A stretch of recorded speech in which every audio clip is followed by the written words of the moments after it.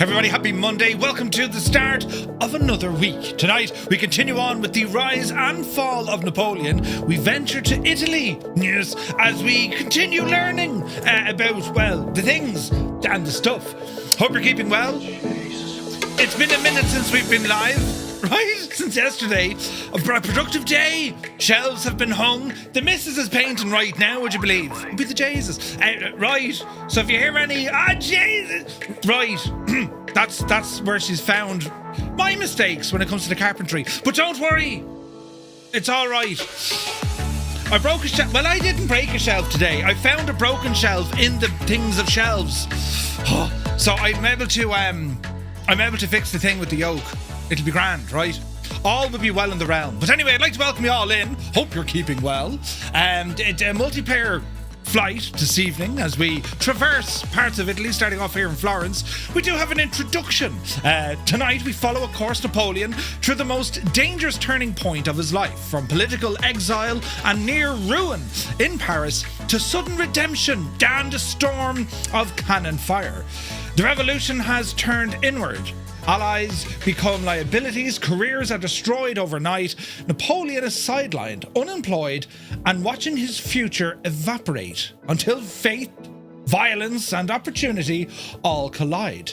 You see, in Paris, a single decision and a thunderous burst of artillery, the Whiff of Grapeshot, catapults him back into relevance. We also meet Joséphine, a survivor of terror whose influence opens doors Napoleon cannot and whose presence reshapes his rise. Then the story surges south into Italy, where a starving, forgotten army, well, is transformed by speed, audacity and belief. By the end of the night, Europe is beginning to realise it's no longer just a general. It is the birth of something far more dangerous. Yes. And brilliant. So we're going to start off here tonight in Florence, Lima, India, Romeo, Quebec. And from here, beautiful city, we're going to fly north up to Lodi, then into Milan, and then we head on up to Brocco, I think it's called. Lima, India, Mike, bravo. Steady on now, right? This airport we're landing at, LIMB, it was originally built all the way back in 1912. It's one of Italy's oldest airports, and it was designed as a factory airfield for Breda. Later bombed by B-17s in the Second World War, today it's mainly used for general aviation. From there, we're going to head to a place called Mantua, and then finally over to Lima, India, Papa November, Verona. Ah, fair Verona. We're going to be flying in the awesome iniBuilds F406 Caravan 2 for this interesting flight. Beautiful scenery, landscapes, and some history along the way. It's going to be grand, isn't it? Built in 1912 by the Irish. Yes. Everything built by the Irish, you see. Like my lovely jumper, built by the Irish. Right, hang on now. We can press a button here, look. Shameless plug. Flightsimtees.com. Lads, you need to be wearing this. Nothing else. You go to work, you go to school, you do your shopping, you do your sleeping, you do the whole shebang wearing this attire. Flightsimtees.com. When you're over there, no doubt you'll find a design that's just tickety-boo. Use the gadget here below at checkout to save yourself 10%. Very well worth it. Beautiful clothing. Sometimes it even talks to you. Well, that's completely not true, but it's a great listener. A great listener, yes. And ramble over and check it out, right? Lovely attire. More lovely. Where's this now? Go My Heartbeat. Wait, what? Now. Oh, you got your heartbeat one. See, brilliant. Wearing nothing but a smile. Yeah, that's the one. They also sell the invisible, transparent attire. They're free. But anyway, who's here tonight? You're all very welcome. And great to see so many people here. It's great. Remember now, Jesus, Murphy seemed to look like he was in charge, or he was in control, not in charge. Who's in charge? He looked in control. Yes, because this time tomorrow, we're going to be flying over on the MSFS official Twitch channel with some wonderful content creators, and it's going to go terribly bad for me. To be fair, Chewie was kind of, Murph, it's grand. Listen, you'll be all right. Take it slow and steady, because those who are racing might have a series of unfortunate events, and if you keep things nice and handy, you could win. Slow and steady wins it's the taking part that counts. That's our motto tomorrow, lads. So when we're over on the Twitch channel of Microsoft Flight Sim, it's the taking part that counts. I want to see it plastered up and down the walls, riot. And that's what's going to happen. Yeah, it's going to be grand. Bloody hell. They were saying, did you get any practicing in? Oh yeah, loads of but anyway, what's that button? I pressed the wrong button. It's all right. Let's just go with it. Who's here on a Monday? Tarnish Mossman, welcome in. Eamon, 1973. Happy Monday, buddy. Fierce Wolf, looking fierce. And Wolfie, welcome aboard. Vacuum is in the house. Chris Van Halen is here. Retriever Neil, good day to you, sir. Viper Strike is in the house. Spitfire, Oriev, 100. Very good evening to you. Super Typhon, sup? Mac Vision is here. David Bay, good evening. Shovel Shoes, Shovels in. AJH, hope you're well. Fibro, good to see you. QC Frank is here. Florence Man, he's going to Florence. Excellent. Mech Manser, good evening. Mrs. TPHI, Upsa Downey person is here. How are we keeping this original every single time? Very good evening to you, Mrs. TPHI. Let me see now. 98 Vulcan, greetings. Hope you're well, buddy. Stick Figure, hello. Hermit Something, good afternoon. From a -5 degrees, chilly Boston. It's 2 degrees in Tipperary. Hot shit. It's cold. Very cold. We don't even say cold, we say cowled. Cowled means it's proper cold. Do you know what I mean? But you're very welcome in, Hermit. Idle cut off. Cambridge calling. Good evening from Tipperary. Crabby One is here. Well, hello. Welcome in. B25 postponed until after the holidays, says Kozaki Flyer. Bijani, Campia, you're very welcome aboard. Sumner is here from a sunny Naples in Florida. That sounds wonderful. It's not sunny here. 7 in a row. Thank you, Tarnish. Moss Man, you're very kind, sir. Flipper Alloy is in the house. Mrs. TPHI, 65 streams. Jesus. You're very welcome in. Ryan is here. Good evening. Does anyone know how Murph gets the GTN 750 to work with the PMDG DC6? Well, yes. You use it as its own kind of on-screen panel thingy. And it should work, you know. But it's the PMS 51. Do you know? Two dogs, a very good evening to you. Hope you're well. Where's me tunage? There we go. That's calmed it down now appropriately.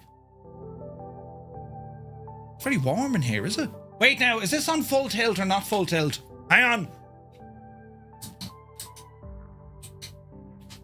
If you pull the switch 3 times, an angel gets it. Oh no, she's speeding up there now. Ah, brilliant! The fan, friends, the fan.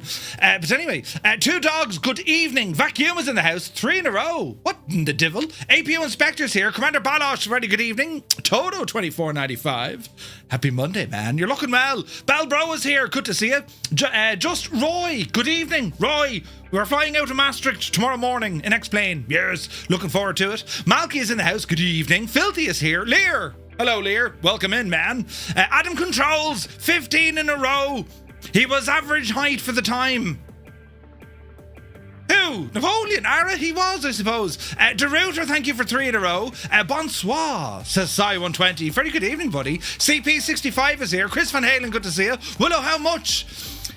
Just to let you know, Chewy is streaming in a minute, practicing for tomorrow night. He must feel confident if he's streaming a practice. No, he's smart.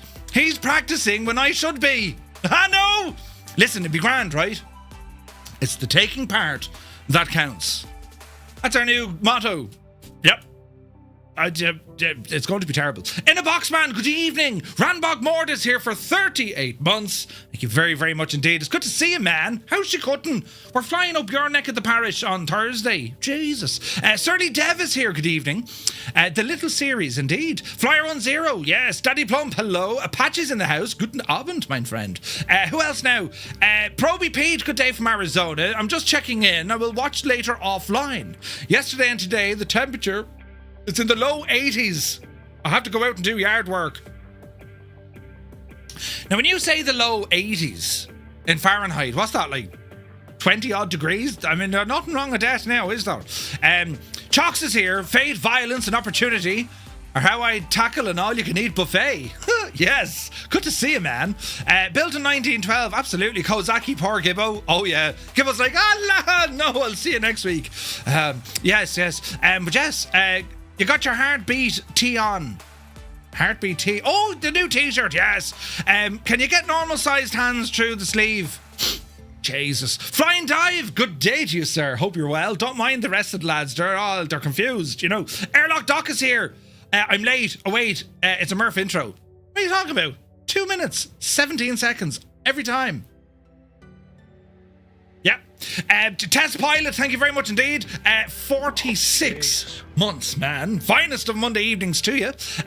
Yes. Where's this now? Sunjammer's in the house. Retriever Neil, the tortoise and the hair Murph. Must be the tortoise as he hasn't much hair. This is hard going now, lads. Mr. Tommy is here. He'll brighten up the place. There'll be no slaggins with Mr. Tommy around. No, he's a nice person. Doesn't give me any grief at all. Good evening. Epic Fool is here. I sent you a DM. Do your thing.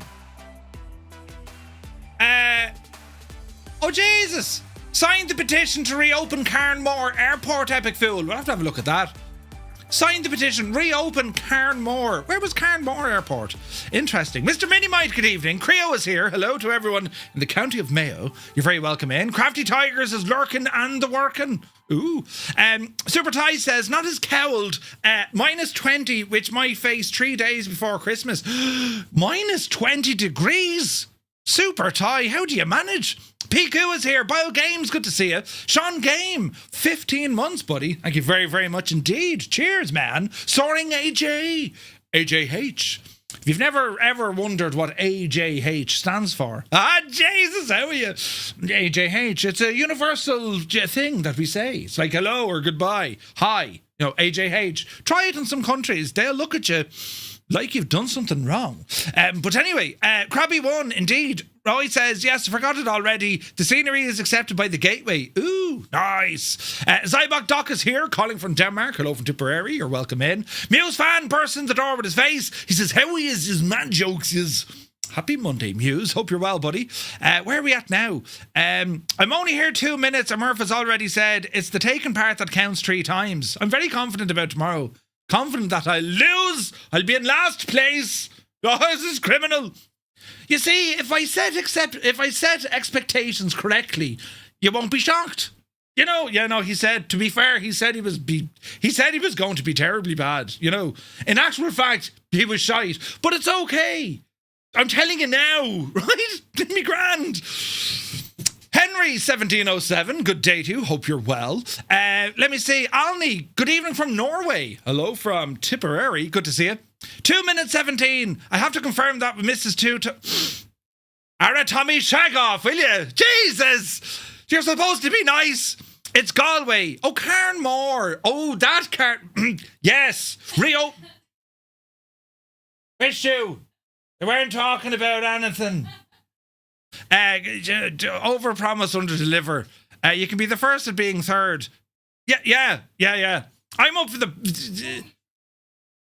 I could be.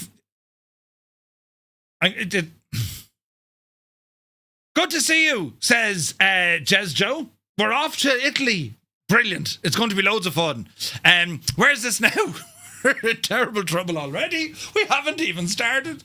Right, now, great support as always from the community. Sleepy, nighty, snoozy, snooze. Great support as always from the community. Never a dull moment here. I love the way everyone just says, Murph, we've got your back. We'll give you the praise and the compliments, that would even make your hair grow back. Right. Great bunch of lads. Uniform Goose is here. Good day, Goose. Hope you're well. Dave Cleary. Legend, Dave. Welcome back, Dave. Mr. TPHI is in the chat. Happy Monday to you, sir. Kubi Montana is here. Angels15. Welcome aboard. The Limbics. Howdy. Ready to have some history. A very good morning, the Limbics. Jesus, good morning. Good to see you, bud. Visualize is here. Welcome in. Black Sheep Gene. Good day from San Jose. He was a poet and he didn't know it. Good to see you, bud. Where are we at now? Samu, good evening. I just bought Microsoft Flight Sim 2024 for the PS5. Ooh, nice. Congratulations, bud. Mike Coffey is here, good evening. Corporal Carnage, welcome in. Jace Ward, good evening. Turn your mic on. My mic is on. Wait, imagine, Where's this now? Alan Leslie, good evening. Hope you're well. Jonathan is in the house. Where are we at now? Mark Gaming, good evening. Mav Wings is here. Zoden, is it? Or is Loden? Good evening from Switzerland. Hello from Tipperary. Good to see you, bud. Where are we at now? Flinicky, good greetings. How's you cutting, lads? Riot. Now, you walked right into that, Murph. I did, to be fair. Let me see. Morning from Gunho Guy. A warm day is coming, he says. Not where we are. Does he know the way to San Jose? Brilliant. Right. Piper has rambled in. A very happy Monday. Now come in, grab a pint, and sure, let's do one of these. Are we ready? Now, here we are in the beautiful 406 Caravan 2 by iniBuilds. And this aircraft, twin-engined, turboprop, multi-role aircraft, cargo, VIP, Coast Guard, spray for agricultural works. This is a machine, right? And beautiful. And great value as well. If you don't have this aircraft, what's wrong with you? Right? So you need to have a look into this. This is a spectacular machine. El Papino, bonsoir, mon ami. Hope you're well, bud. Purple Kona, 50 months, you mad thing. Thank you very, very much indeed. Cheers, buddy. Hope you're well. Right, so this is our machine tonight, Red Rider. And what we're going to do, we're going to open up Navigraph and show you what it is that we're doing. Is there an Amanda Huggins in the chat? We're here down in Firenze, and we're going to be flying out of Florence up to the northwest as we ramble over the townland of Lido, right? And then we get over Milan. We should fly around Milan, and we're going to land up here at Milan Bresso. Lima India Mike Bravo, one of the oldest airports in Italy. From there, we're going to head out to the west and south a little bit, all the way over to Mantua, right? And then from Mantua, it's up to the northeast until we go to fair Verona, home of romance and fairy tales and an airport. What'd you say? Is that where they were from? Juliet's Tower. Was it? Jeez, now Romeo and Juliet were they were flight simmers and they liked Verona because the airport was nice, right? Well, I bet Romeo would make Juliet paint. Alright, he would, sure. Didn't she have savage hair altogether? She'd be painting the friggin' spire, sure. Romeo, oh Romeo, where art thou, Romeo? Is that not the one she used the long hair and he climbed? That's Rapunzel, is it? Ah, Jesus! What did Romeo and Juliet ever do? Imposters! How do I bring up Flo's menu since today's update? I said I might need to reset my button, but now how the hell do I do it? Muse, left control, I think. Or the left shift. Oh, he got it. Come on, Muse. Brilliant. Rob is here. Good to see you. Right. Well, my sincere lack of knowledge of Romeo and Juliet. It's fine. It's all fine. Wicked Lumberjacks, good evening.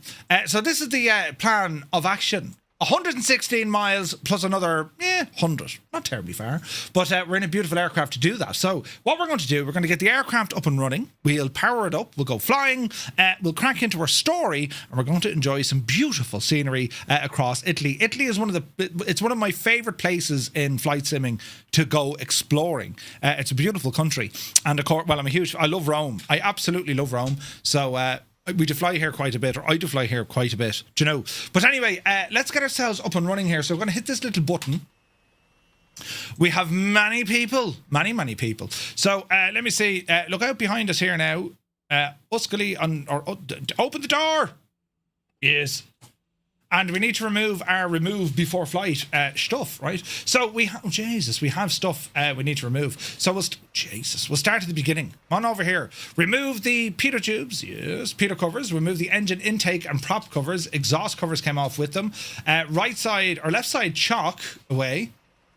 And we'll have an L run around the back of this aircraft as well. Isn't it an impressive airplane? It's gorgeous. It's a real kind of, rock steady aircraft. It's well able to handle all sorts of stuff. And the Coast Guard, they fly these at only a couple of 100 feet off the ground, which usually would, all sorts of problems with the salt water. The airframe is well able for it, Speaking of salt water, did you see that the Garda Air Support Unit got a new machine? Did you see that? They've replaced the BN Defender, the Defender 4000. And they've gone and got themselves a Twin Otter. No less. A Twin Otter. 7 million quid's worth of stuff. With the sort of technological wizardry that would make Mission Impossible kind of blush. Do you know what I mean? Very fancy stuff. So that's what the Irish have done. But anyway, let us jump in here and get ourselves up and running. Now, we do have a tablet here. This is where we can control things like doors, equipment, all the jazz. We have a map. We have access to our charts. And then we have some options in here connecting SimBrief. What sort of GNS unit do we want to be using? And make sure Navigraph is connected as well. So pretty cool stuff, right? The Twin Otter, pretty much a beefed up Islander. Yeah, pretty much, yeah. 7 million quid Otter. Yeah. Does it have gold to eat? I'm telling you, it's mad clear. Right, let's have a look here. So, engine controls are in the off position. Landing gear handle is in the down position. Flap indicator and handle are in the up position. We'll go ahead and turn on the battery. So battery's coming alive. Make sure all our circuit breakers are in. They're all modelled. We also have some beautiful instrument lighting here as well. We'll go ahead and turn on our nav and anti-collision lights. And engine start switches all down here on the left-hand side. Avionics left can come on. And we continue on here with some stuff. Cowl flaps are in the open position. To push to open, so they're open. pull to close, right? So they're open. Let me see here now. Props are in feather mode, so we're going to go ahead and bring our props full forward. And let me see, over here we have our cabin heat and environmentals, more circuit breakers over on the right hand side, and then well, the rest is going to be a bit of crack as we try and start this machine. So we're going to focus on the left panel. As I can hear, I think that's a Fuga warming up. So we're going to go for our booster pumps in the on position for the right hand side, right? And let me see, auto feather, leave that alone for the moment, but we will have to arm that once we start firing things up. Fuel control heaters, don't need to worry too much about those at the moment. Pitot and static heat will come on afterwards. Ignition right hand side, and then we have a starter on the right hand side. Man, that's a loud friggin' Fuga. Sounds great. Oh, we got a starship in this as well. Right, so what we're going to do, we're going to introduce some fuel. We're going to monitor our ITT, internal turbine temperature, and make sure she doesn't, you know, get too hot for a hot start. Once it stabilizes, we monitor our NG. And what we're looking for our NG, we want to make sure that it progresses past, you know, 50%. If it doesn't, it would show a hung start, meaning that, well, the starter won't engage, in which we'd have to kill the fuel and switch it all off again, right? So here we go. We're going to go with the ignition to the right. Everything looks grand there for a clear prop. And we'll go for a start now on the right hand side. Are we ready, sports fans? Alrighty then. RPM be rising, prop is spinning. Let the RPM go as fast as it possibly can. And then we'll introduce some fuel. Fuel in. ITT rising. We'll peak at probably 9 and a bit.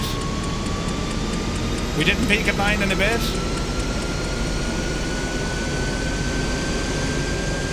It's grand. It peaked at like 1,000. Once it doesn't go above 1,090, let me see. RPM NG is looking good. Starter off. Ignition off. Generator on. And we have a good start on the right side. Dune on Fwyniog. And now we repeat the process for the left hand side.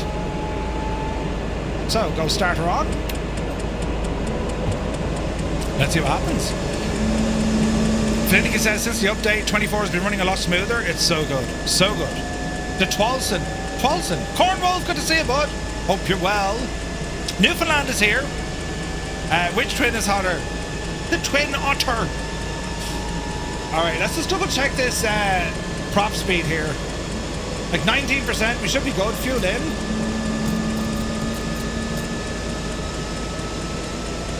ITT rising. Fuel flow is good. NG is rising. ITT is going to peak at around 800. Perfecto. NG is up over 50%. Disengage ignition and starter. And left gen on. Alright, we got a good start on our engines. We should close. Now let's have a look. So we're getting a read on our generators. Battery is looking good. Let me see. Battery only. That's grand. Let's do a quick test on our generators to make sure they're working. If we kill the right gen, the left should take it. Right is dropped, left is up. Now we'll do the left gen off, right is up. And if we drop both, battery's holding. Superb. Superb.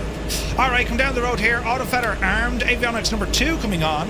Anti-ice, don't worry about it. Pitot static heat can come on. Fuel control heaters leave off. Taxi light will be on next. Reco lights can come on. De-icer light, it's like a wing light. It always looks good. What else do we want to do here now? Moving across, we have our cabin heat. Ram air, that's just normal air that comes in at the front of the aircraft. That's all grand. Parking brake is grand. Oxygen connector, where you shouldn't need it. Alright, reset our barrel, reset our directional indicator. Paul, good evening, hope you're well. Alright, so quick check over here. And flight director can be activated. We're going to go ahead and turn on our weather radar. Let there be live. And what else do we have here now? Pump, inertial separators.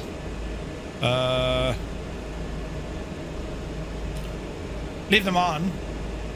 What else do we want to do here now? We want to go ahead and put some information into our GPS. So let me think if I can do this correctly. If we go into Navigraph charts, and let's see, can we put, send our flight plan into our avionics, right? This would be just wonderful crack if we could do this. So there's my flight plan. I'm going to click export, load it as an active flight plan into the sim. There's a lot of stuttering. If I look at my map, it didn't like it. Message, back, flight plan, menu, import. This should work.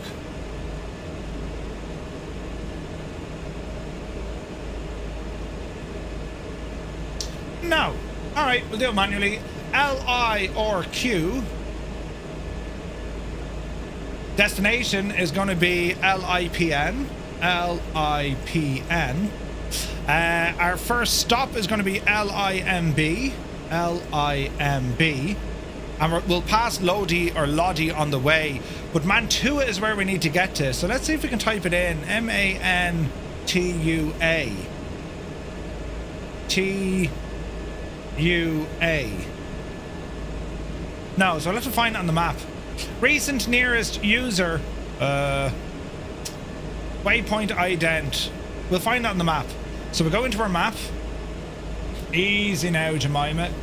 Close this shagging thing, it's no use to us. Easy now. Speaker audio 1. Keep it on the mic. Now, before we break anything else, we want to zoom out.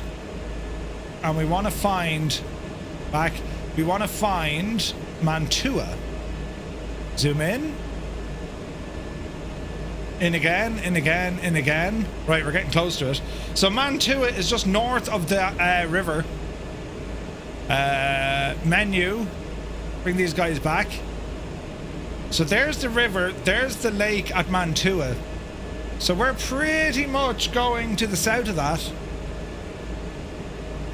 Which is just offside. Let's see here now. Is that right?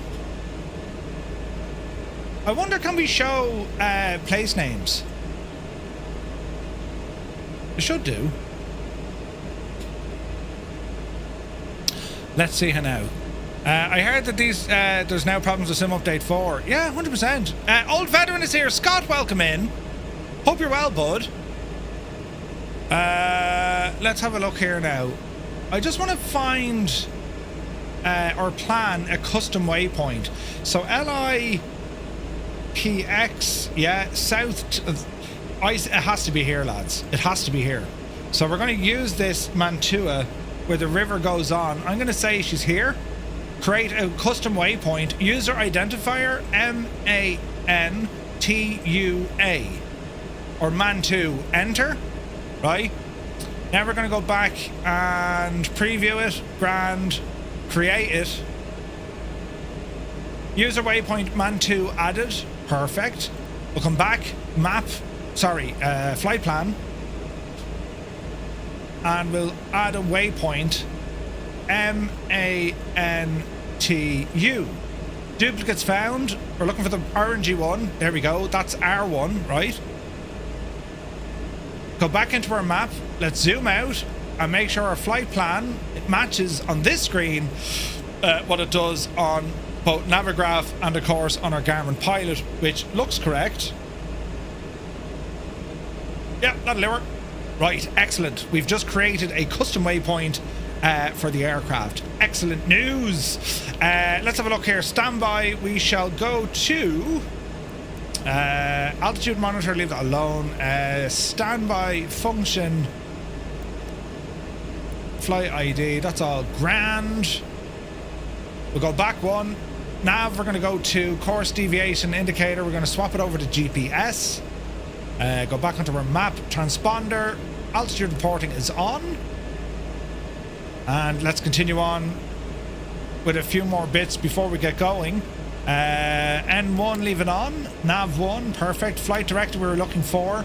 Altitude selection. We'll worry about that in a while. And the rest of it, lads, is going to be grand. So, are we ready? We're going to come off the brakes. Park and brake release. Small bit of power. We're rolling. So many awesome planes here, lads. This is gorgeous. We're going to test our brakes, do a little bit of a right, a little bit of a left, and keep it moving. And my right auxiliary pump is still on. There we go. Now, there's a total gridlock here. Let's have a look. Flaps, we'll set flaps for takeoff. And, well, let's see what we need to look at here. So, if we go ahead and bring up Navigraph briefly.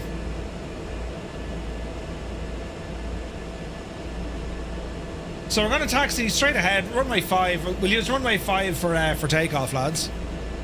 There's no alt pressure. There's no alt pre-select in the 406. No, there's not. There's an alt hold, though.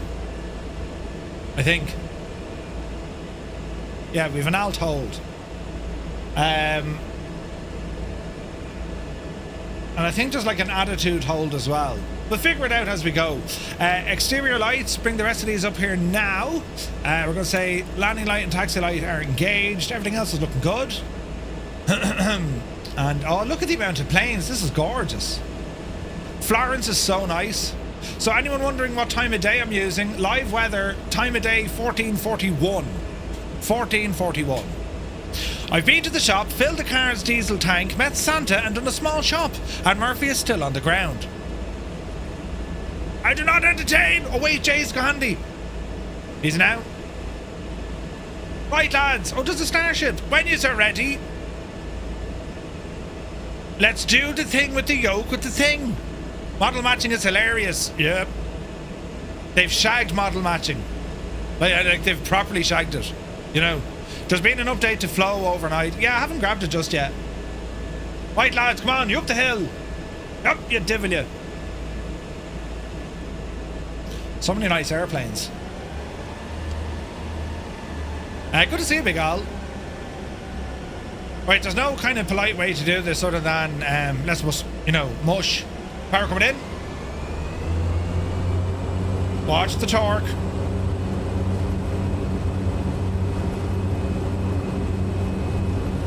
Alright. Look at that airspeed, man. This thing is an absolute machine.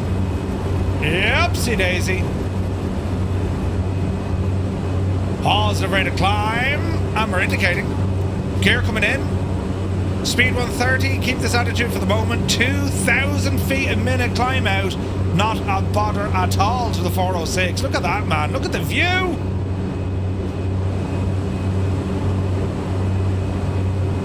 Over 300 feet, flaps coming in. Yaw dampener engage. Little bit stuttery. I'm appearing as a Fuga, really? Lear says, I only found this channel a couple of months ago, but I must say, the variety of the content, the news, and the stories are something else. I literally leave each stream feeling like I've learned something, such as having sausage fingers is no compromise for small hands. What a show, what a guy, keep it real. One knot at a time. Well, thank you very much indeed, Lear. Absolute legend he is. Right, we're going to circle around because I want to fly over Florence because it's freaking gorgeous. You ever seen Florence? Oh, heck yeah. Look at the state. Right, easy now. Let's configure the old aircraft with a bit of trimmage. Jeez, do you hear the sound it stutters? Microsoft, it's Murph. You have an issue with the thing with the yoke? Alright, trim ourselves out of this mess. There we go. Bit of flow proage. Yes, the Ranbog moored wheel. Oh Jesus, then we're looking fantastic. Right, lads. If you're on the Xbox, press 1. PC Pilots, press 2. If you're here enjoying... Oh wait, hang on. Xbox One, PC 2, JoinFS or Skynet, it's 3. I nearly forgot what I was going to say. And if you're enjoying the view, that's the one, you press number 4. Hello, Fireflies. Welcome to the Flying Circus. We live stream Monday to Friday, 2000 suited time, right here. Oh, Jesus.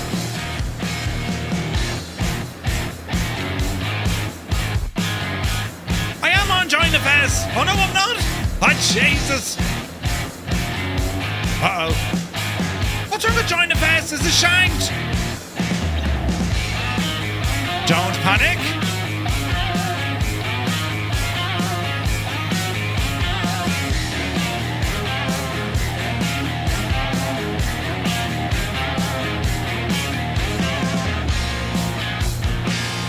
Man, look at that scenery.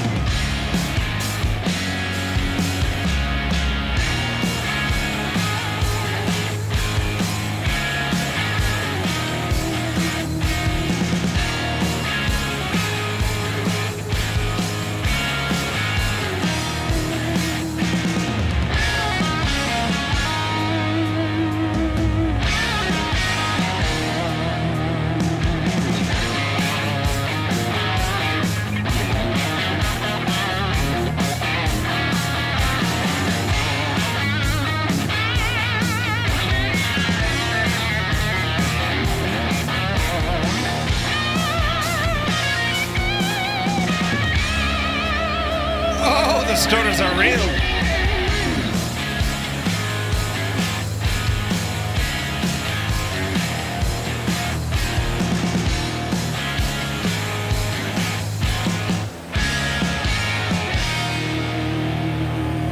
Absolutely gorgeous.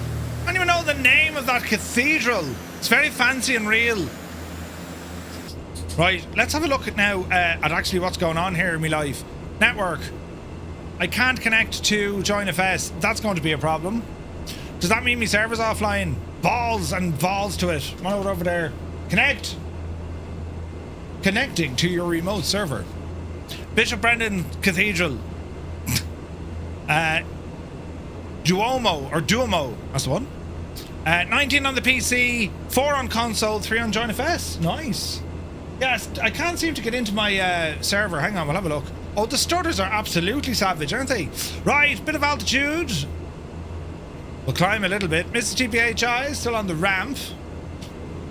Santa Maria del Fiore. That sounds better. Easy now.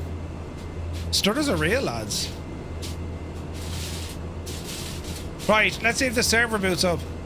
I saw you saying in the Bremen bar which plane you'd be flying. I only read caravan parts, so I totally didn't show up in a Cessna 208. Ah, Jesus. Jesus. It's alright. By the time I get there, Muse, it'll be absolutely fine. Just want to see what's going on with all these stutters. It's quite heavy, isn't it? Come on, Sim, you can do it. Jesus. Stuck on the ground with Wasm crashes in the Duke. I don't believe you, Mr. Minimite. Really? We're getting serious stutterage here. I need your small hands to close the paint. I beg your pardon? I need your small hands to close the paint. She needs me small hands to close. Well, you're a barrel of laughs. No. What if I get paint on me hands? Wait a second. Where is it?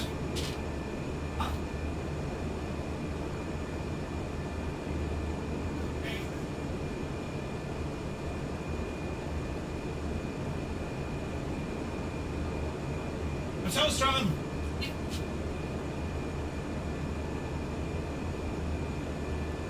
Who's the smart gobshite now pressing buttons? You think you're fucking hilarious, don't you?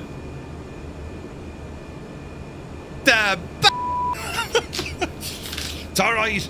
Now, how we get not me server won't launch, that means I've no Join FS. Well, the curse of the 7 snotty your remote session did not launch. I can see that stupid thing. Right. Well, lads, for anyone on Join FS, that's it. That's the I'm on mute, noise! Right. Oh, Jesus. Where is this now? It's alright, it's alright. Having quite a lot of stutters here as well. Very odd. Very, very odd. Right, let's see what we can do here. Let's tidy up the old setup here. Jesus. Right, let's go heading, right? And tidy this mess up. So we're going to say heading mode. Heading.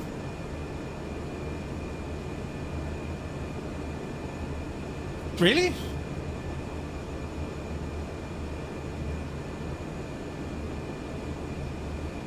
Okay. Easy now. Autopilot. Uh-oh. Have I forgot a button?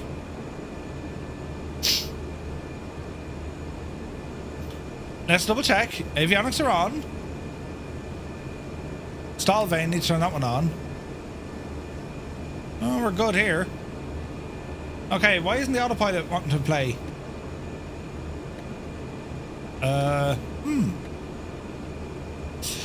Define yeah, no, I haven't gone near me NVIDIA driver. This is not an NVIDIA issue that I have. Will I be flying the Blackbird from Blackbird? I'd be waiting. Yeah, when does it get out? It's out Thursday or something, is it? Avionic AC above avionic switches. Aha! Thank you very much indeed, Ryan. You absolute ledge. Man alive, the stutters. Right, flight director. Isn't doing that in heading mode. Engaged. Yeah, right. Let's get ourselves onto an intercept.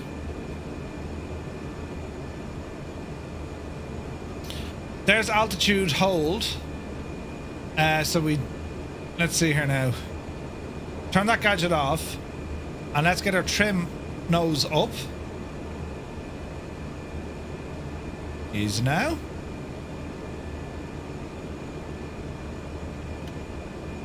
Trim nose up. And let's go autopilot on. Right? Let's go heading. And we'll try and intercept our heading where we're heading. So many good planes release. Absolutely. Absolutely. It's out on the 18th of December. Alright, that's Tuesday, Wednesday, that's Thursday. Alright, okay. Yeah, I saw the post from Brian saying that the NVIDIA update was causing issues all over the place. It was the same for X-Plane as well. And good old NVIDIA. You know, right in time for Christmas. This is how you break everything, lads. Yeah, brilliant. Do you know? But anyway, we shan't worry too much. Those stutters are slowly but surely starting to figure out life. I need to get into my server. This is oddness. Every now and again it does this. Securing your remote connection. Now what I could do, I could just restart the server and then try it again.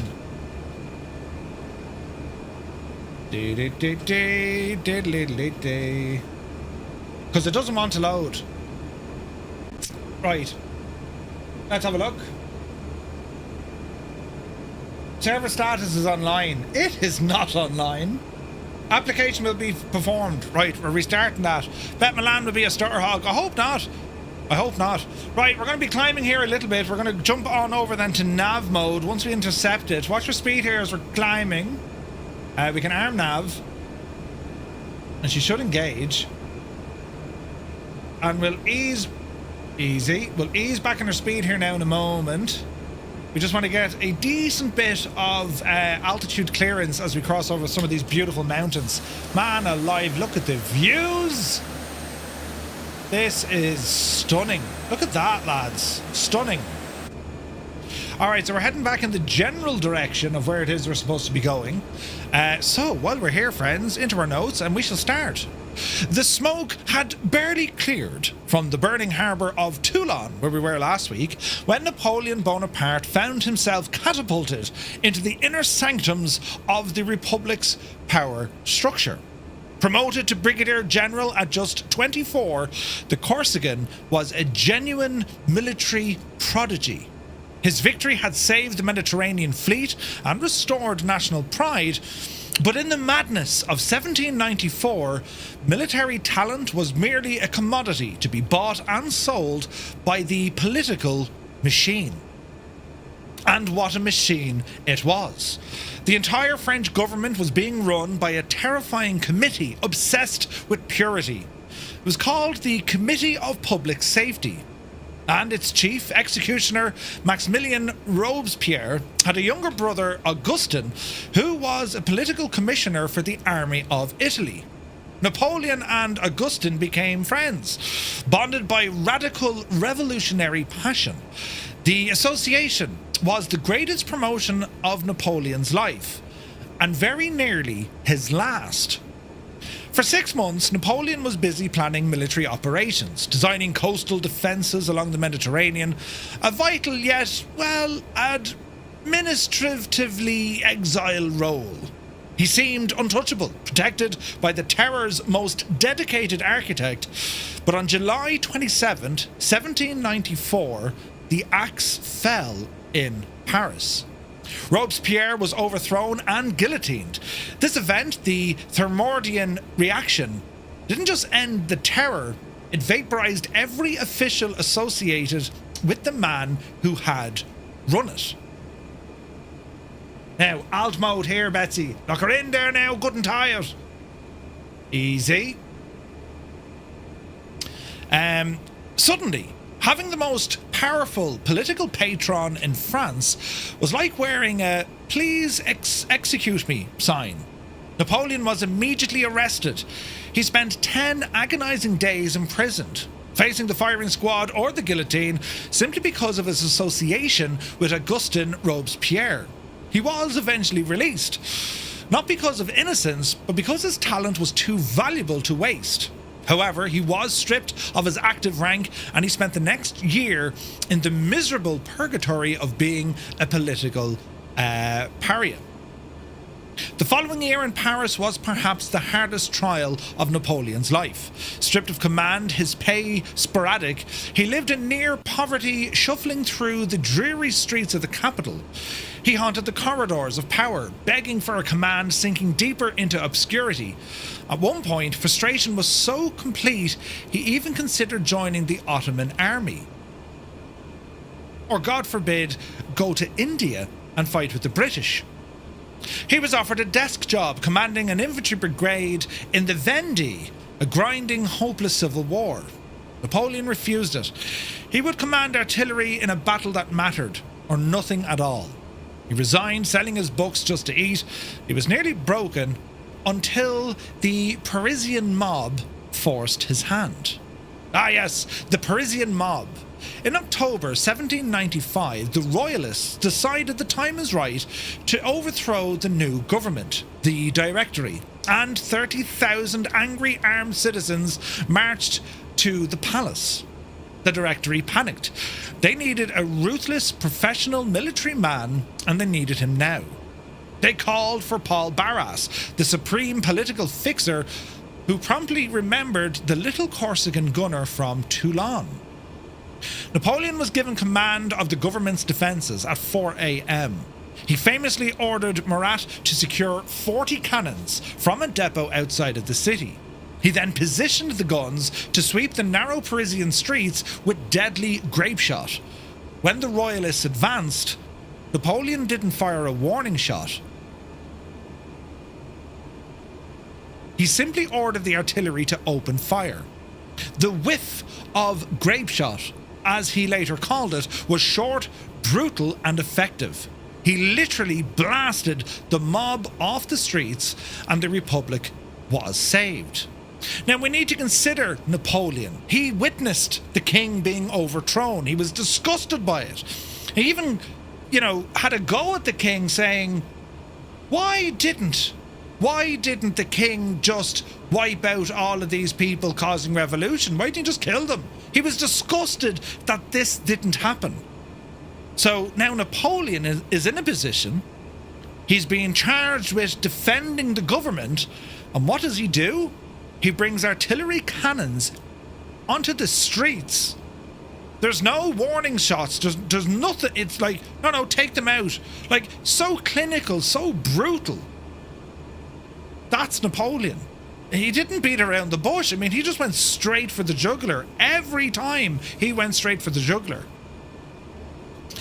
The mobs, there was deaths. Hundreds of people died and injured. But the rebellion fell apart instantly. it was enough.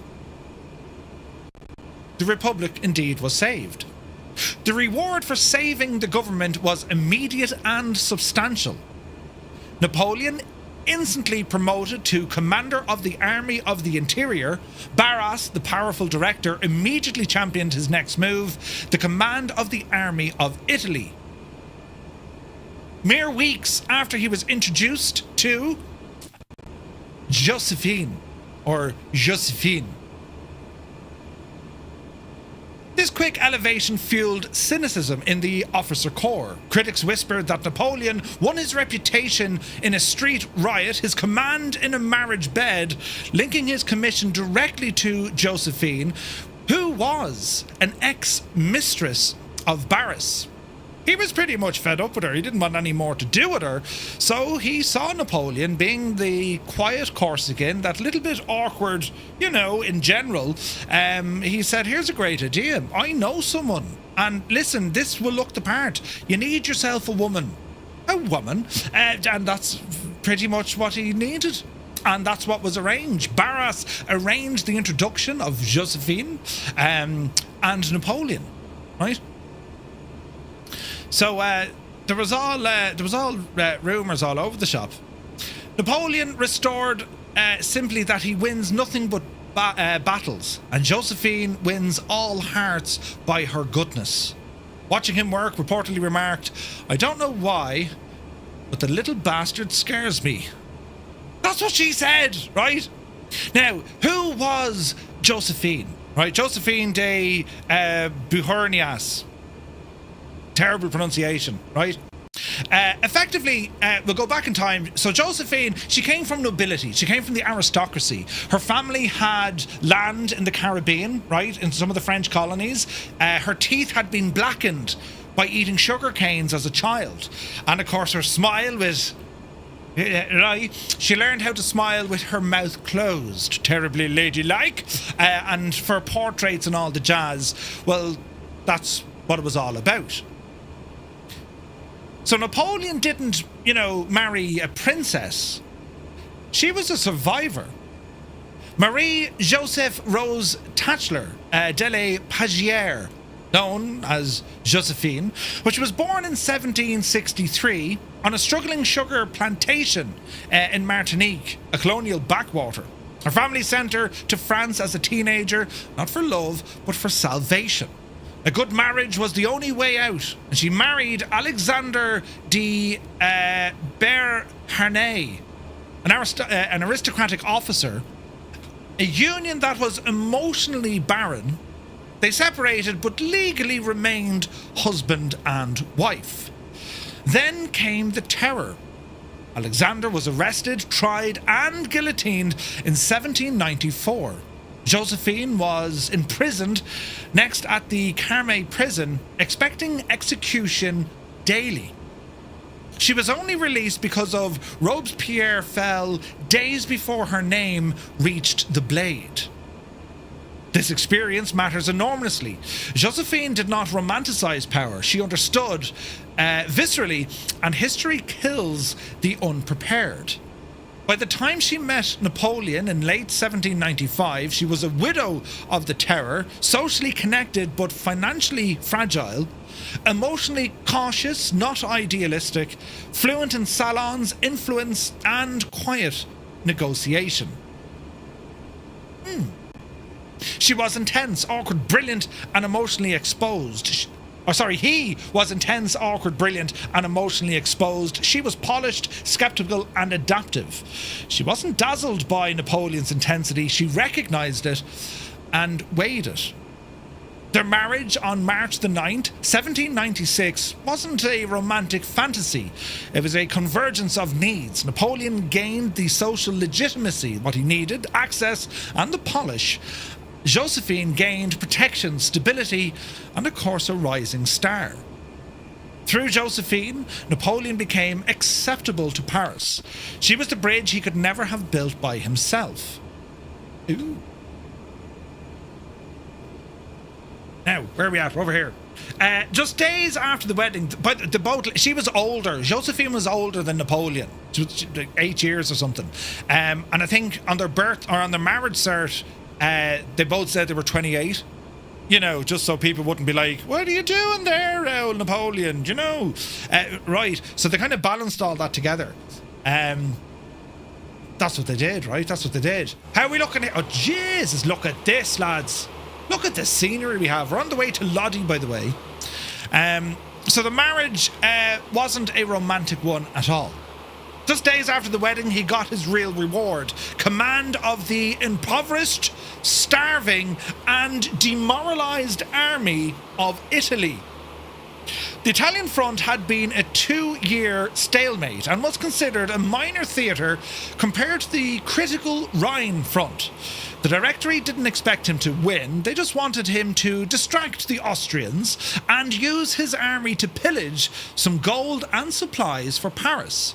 He surveyed his troops, who looked more like beggars than soldiers, and issued one of the most famous proclamations in military history. This is what Napoleon said: "Soldiers, you are ill-fed and almost naked. The government owes you much, but can give you nothing.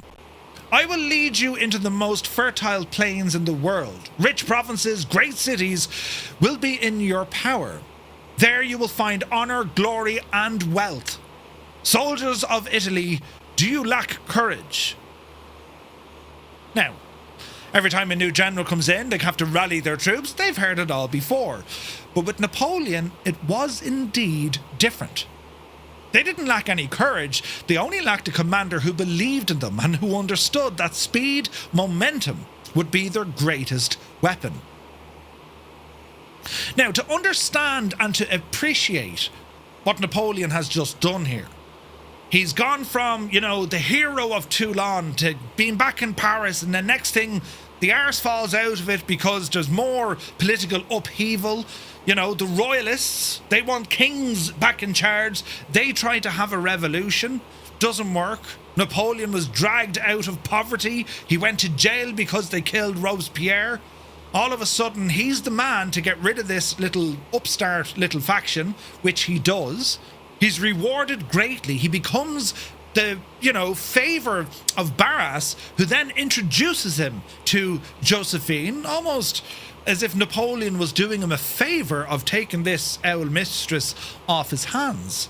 He does all of these things. He falls head over heels of Joséphine, and we'll learn more and more about that later on in our story, because with Napoleon, you know, he's perceived as a terrible romantic and a bit of an idiot, God love him, when it comes to writing things. With such things, you know, he had said, imagine saying this, you know, "I want you to come and visit me, dear. It is a 7-week donkey ride to get from your location to my location, and you are not to wash, because I want your scent to be powerful when you get..." Could you imagine saying that now? Sit over there, the bang of donkey off you. You couldn't do that now.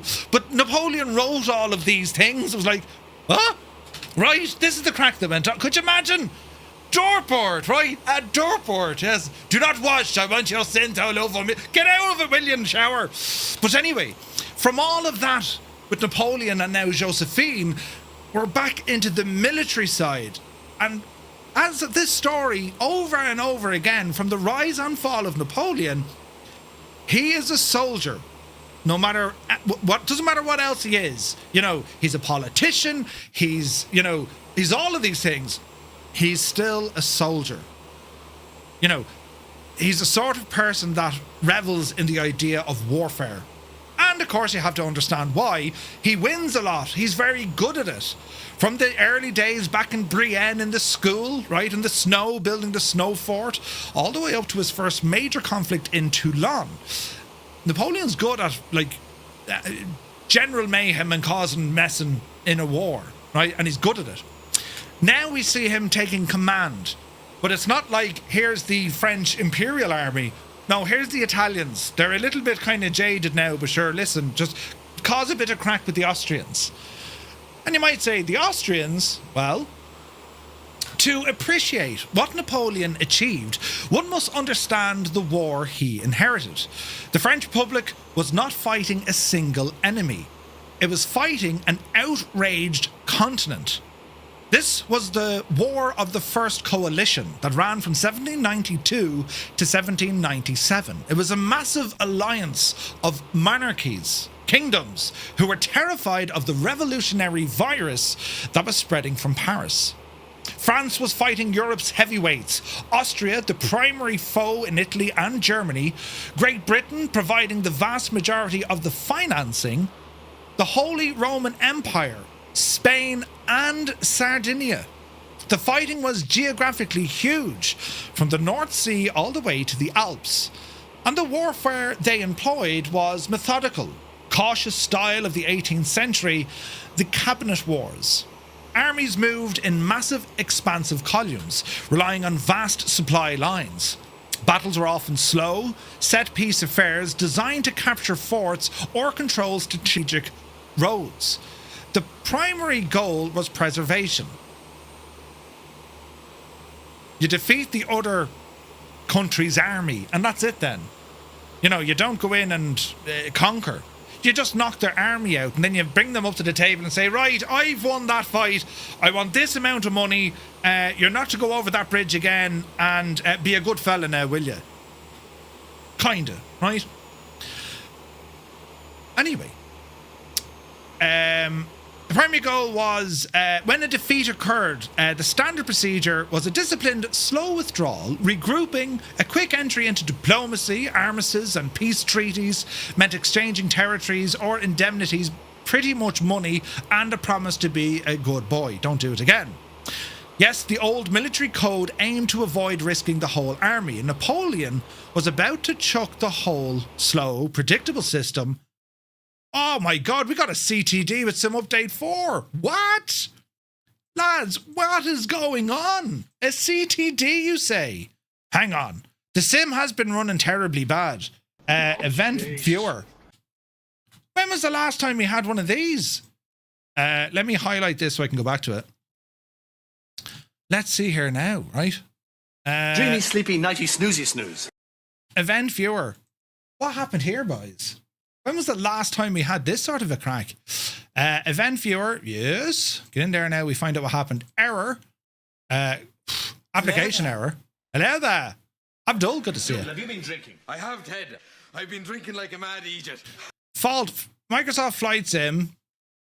Oh, look, an out of memory error. For crying out loud. That's the first CTD I've had. Jesus, that's in a long time, you know? You've too many extra programs splicing themselves into the sim. No, I don't. Memory leakage. Yeah, it's just a sim. What's CTD mean? Crash to desktop. Crash to desktop. There we have it, lads. That's the first crash with Sim Update 4. Interesting. And all it says is it ran out of memory. Can I get a refund? No, there's no refunds. Shut up. Right, we'll give it a second to reboot here. Jesus. Take a second and look at my last comment. Gene. Murph, you did it to me again. You said, would you look at the scenery? I did, and nearly customized the car in front of me. Oh, Jesus. Yeah, memory is fierce cheap. The sim is eating VRAM. Wonder if it's to do with the Navigraph charts and the tablet or the sim itself. First flight I've used it, and the first Stutterfest that you've had. Ooh, interesting. VRAM. That's interesting. Yeah, it could be Rambog. Could be. Especially those new European charts. The VF4 ones. Could be. You've had 2 CTDs since the update, says Jace. No way, man. Yeah, that's interesting. Well, let it load up and see what happens again. Where were we when we last stopped? Jesus, we weren't too far from load. Oh, no, I can see where we are. All right, it's okay. It's okay. You're sitting at 20 gigs out of 24. Ooh. Well, yeah, it is high. Well, it'll always use it. I'm at 5 gig normal RAM usage, 8 gig video RAM. Way less than before. I wonder, yeah, there's something causing it, you know. Sourdough Man, good to see you, bud. Yeah, we're just here after having a crash to desktop, which hasn't happened in a very long time. But we'll let it load up and see what happens. Simon20 says, my exe MX or XML file corrupted itself. Uh-oh. Well, that's never good. Jesus. Then again, I'm flying far away from the group right now. Yeah, I have no idea what it was. Everything maxed out on the 4060, 43 FPS, sim update 4 not bad. Yeah, no, I gotta say, it hasn't been bad for me either. Like, that's the first time I've gotten a, like, that's an out of memory crash. So that's something in the sim calling for something that just isn't there, you know? My opinion on today from yesterday, the sim is running like a steaming pile of stuff, says Visualize. Have you updated GPUs or any of that crack, Visualize? There's something not running terribly, terribly well. But sure, we'll figure it out. It could be anything. It could be anything. This is taking a moment, isn't it? Loading packages. Come on, sim. Do-do-do-do-do-do-do-do. And I couldn't get into my server either. It's the night of the living terrors, isn't it? She's connected now, look. Remote desktop connection. Do-do-do-do-do-do-do. There's life in this. Let's see, friends. Why is it like the resolution so bad? Why did you shut down your server? Because it wouldn't work. Cancel that. Close that. Up there now. Let's see here now. Join FS. Yes. Start that. And then I need to start all my bots. Yes. Start a server. Yes. Sim got a whiff of Napoleon's wife. No matter what, it still loads very fast in 2020. Yeah, it does. All right, let's see now. We get all these little gadgets up and running. You start the bots, please. Thank you. Start the other bots, please. Right, we should be running now. Might have been a driver issue somewhere. Reinstalled and updated NVIDIA. Now at the start screen, it just blacks out and sound stutters. One Foxy Bingo Gav. Advice everywhere seems to be roll back from the latest NVIDIA update. It's causing issues. I'm on the latest NVIDIA driver, but it's been since release. I'm not sure what's going on. Checking out numbers now. Yeah, no, there was I've only had CTDs with Sim Update 4, never happened in Sim Update 3. I've been troubleshooting the whole week, says Sky Vagrant. It's got to be, well, I say it's got to be. Is there something in your community folder? Do you know? It could be that. It could be that, right? Let's see what happens here now. We'll get ourselves reloaded. It's taking a minute, this one, isn't it? Jesus. 4070 Ti, 8.4 out of 12 gigs with the latest NVIDIA. Did not change anything, just default. No issues as of yet. Interesting. Yeah, Defiant Prawn. Yeah, I read that from Say Intentions as well. 100%. All right, we're back in. Let's see how we fix this mess now. So we need to start. Well, I'll find the group, but not the handiest. Let me see here. Sure, if we pop ourselves in this way. Eesh. Says departure. Flight conditions. Custom. All players. We're around 2:30-ish. Let's load in. We're airborne at 5,000 feet. Let's see what happens. Mine's butter smooth now with the new drivers as tarnish. Interesting. Well, I think the driver will depend on a couple of things. Oh, Jesus, look at the weather. The driver will depend on the hardware, you know. Yeah, the latest driver and the sim update are not working well together. They said revert back. Yeah. Alrighty then.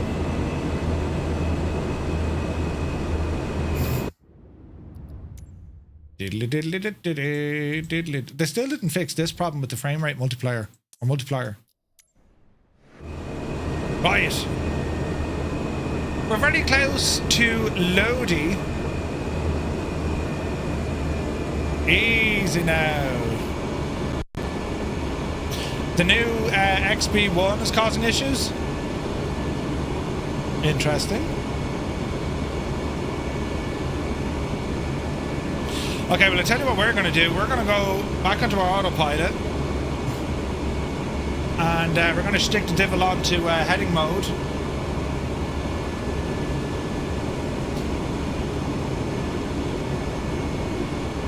Come on, Sim, you can do it.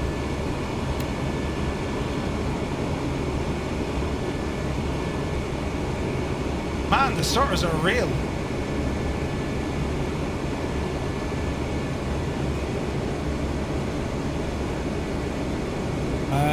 Heading?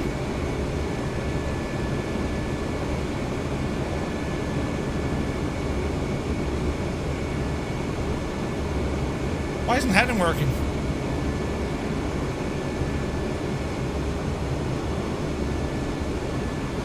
Come on, plane, you can do it. How was the weather so bad?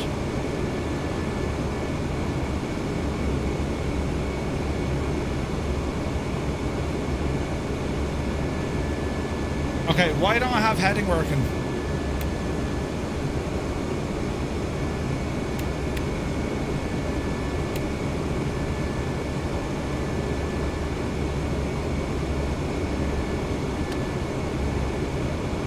Easy now. Autopilot, heading. I can't select heading.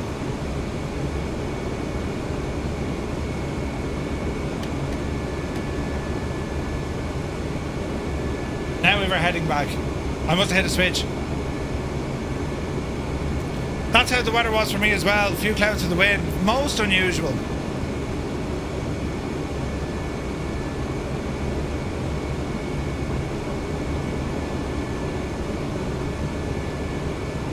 Alright.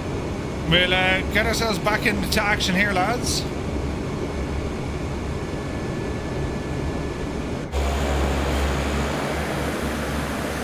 There's the gang, we found you.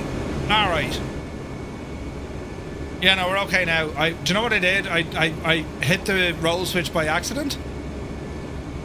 But we're okay now. All is well in the realm. And we'll start positioning ourselves back up to Lodi and then Milan. That's where we're heading for the moment, right? Right, we're all good again. All is well in the realm. Hopefully there's no more CTDs that'll cause terrible upset. But anyway, yes, the whole idea was treaties and money. The old military code aimed to avoid risking the whole army, but Napoleon was about to chuck the whole slow, predictable system into the trash. So, to understand Napoleon's campaign, his Italian campaign, we have to understand how little anyone expected from it, right? Get our heading back. In 1796, France was fighting on multiple fronts. Italy viewed as a secondary distraction, and the army of Italy poorly supplied, chronically unpaid, undermanned, and politically neglected. It existed largely to pin down the Austrian forces, not to win decisively. This is precisely why Napoleon got the command, not because the Directory believed in him, but because if Italy failed, it was convenient. Napoleon understood this immediately, which made it all perfect. The Austrians and their allies were expecting the slow, predictable warfare of the 18th century. What they got in April 1796 was a Corsican whirlwind. Napoleon had 38,000 men, facing combined forces of nearly double that size. He did away with the reliance on long supply lines, instructing his ill-equipped army to live off the land. Continuous foraging. Now, again, we learned that, well, we know Napoleon was big into Julius Caesar and reading on Alexander the Great. And these are all tactics, of course, that would have been employed, centuries before this time. Napoleon drove his troops relentlessly, splitting the enemy's slow-moving armies with surgical speed. And it wasn't just marching. This was the birth of modern warfare. He used the French Alps and the Ligurian terrain not just as barriers, but as shortcuts, forcing or focusing on dividing enemy forces before they could concentrate. Instead of we can't terribly march around that big, or, we can't march over that big mountain, not at all. We'd have to go around it. Napoleon's like, no, you're going to go over it, Speed as a weapon. European armies moved slowly. It's just the way they were at the time. Napoleon moved relentlessly. He marched his troops faster than the doctrine even allowed for, and faster than his enemies believed were possible. He attacked before coalitions could coordinate, he forced decisions before councils could argue, and it became a campaign of continuous shock. Napoleon broke the army into self-sufficient divisions, each able to fight, march and manoeuvre independently, then recombine at decisive moments. It allowed him to concentrate force suddenly, split enemy armies, and then exploit gaps instantly. And of course, he never forgot Toulon.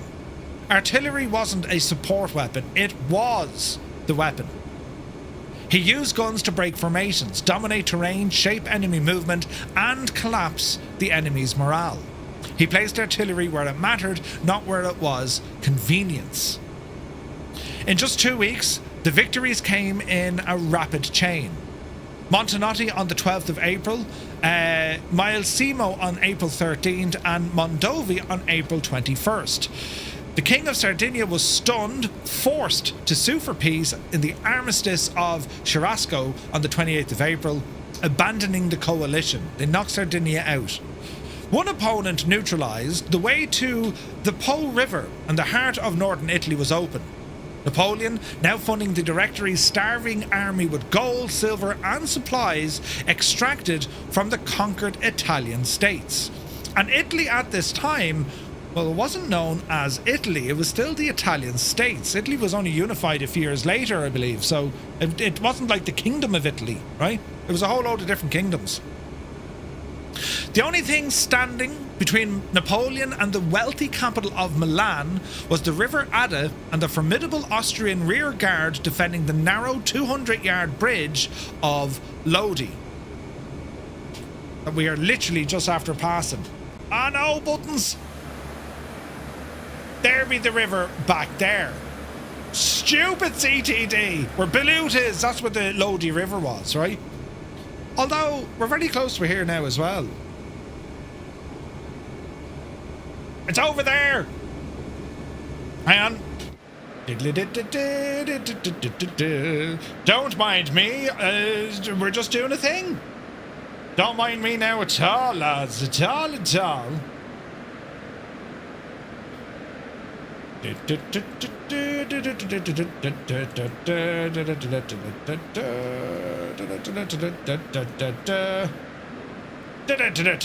Right here is the River Lodi. Right here. Right? So that's where we are right now. So this little area here, right?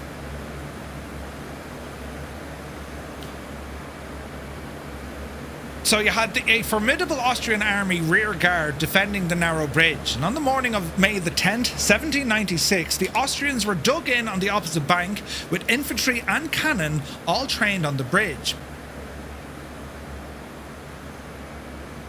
Pouring grapeshot down its length, crossing it was, tactically speaking, a terrible idea.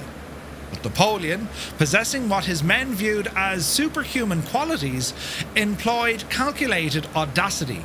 He ordered a massive artillery bombardment to suppress the Austrian guns, while simultaneously sending cavalry units to ford the river upstream, threatening the Austrian flank. Then, and only then, did he order the frontal assault. He was in the thick of the fighting himself, loading cannon alongside his men. Facing volley after volley of musket fire, 1,000 Frenchmen would die, but sheer resolution and weight of numbers saw them across. It was here, the crossing of that bridge, that the soldiers gave Napoleon his lifelong nickname, the Little Corporal. The Battle of Lodi was not decisive strategically. The Austrians withdrew in good order. However, psychologically, well, this changed everything. Napoleon crossed the bridge under fire, visibly, deliberately. He was able to galvanise his conscript soldiers by making them believe he was like them. He even rode up to pin his own Legion of Honour medal on brave men, cementing his legend as a leader. And Napoleon later mused, "It was at Lodi I first realised I was destined for great things. I no longer regard myself as a simple general, but as a man called upon to decide the fate of peoples." That's what Napoleon said, right? The mad devil. So we're about to fly into Milan, and then we'll continue on. Hopefully I haven't bored the absolute bejesus out of you so far, lads. It's interesting stuff though, isn't it? Stuck in Lodi again, right? Gibbo's fast asleep. He did it all in his Skoda. Oh, Jesus. 2020 CTD. No way. This is just a default weather preset at the moment because we can't see shag all, right? But we're going to fly in and around Milan here.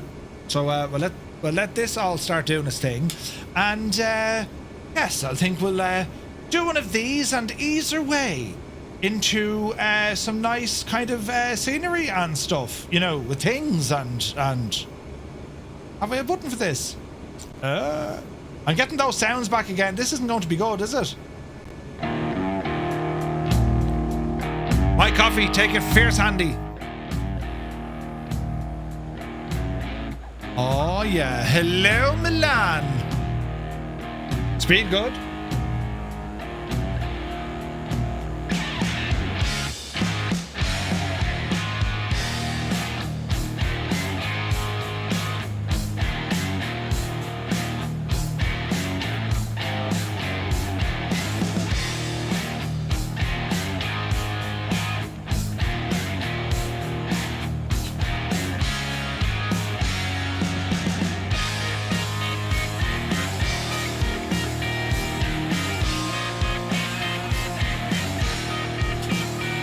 Now, speaking of join the fest, we're going to get on to it now.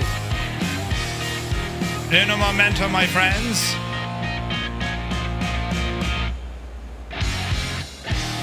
Tunage!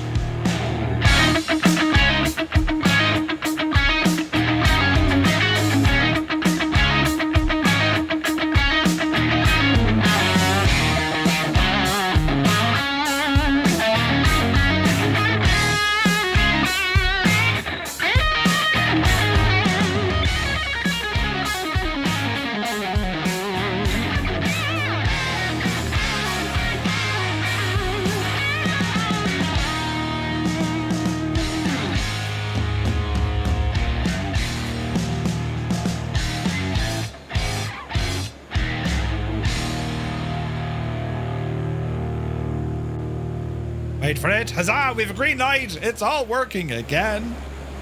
Did you see it? Things are back working as we fly into Milan. Man, the stutters tonight are absolutely criminal, aren't they? Jesus. Speaking of which, what is my VRAM usage? Let us have a look. Performance. GPU. We're using 19.7 out of 31 gigs, so we're not bad. GPU memory, 20 out of 80. So, like, system-wise, we're actually going okay. CPU is at 30, GPU at 47, right? Newfoundland has no stutters. Nice. This is the start of the most elaborate excuse for coming last at the Red Bull Air Races the world has ever seen. You better believe it. Right, there's our runway. We're going to spin around to that now in a moment. As we overfly Milan here. Anyone ever been to Milan?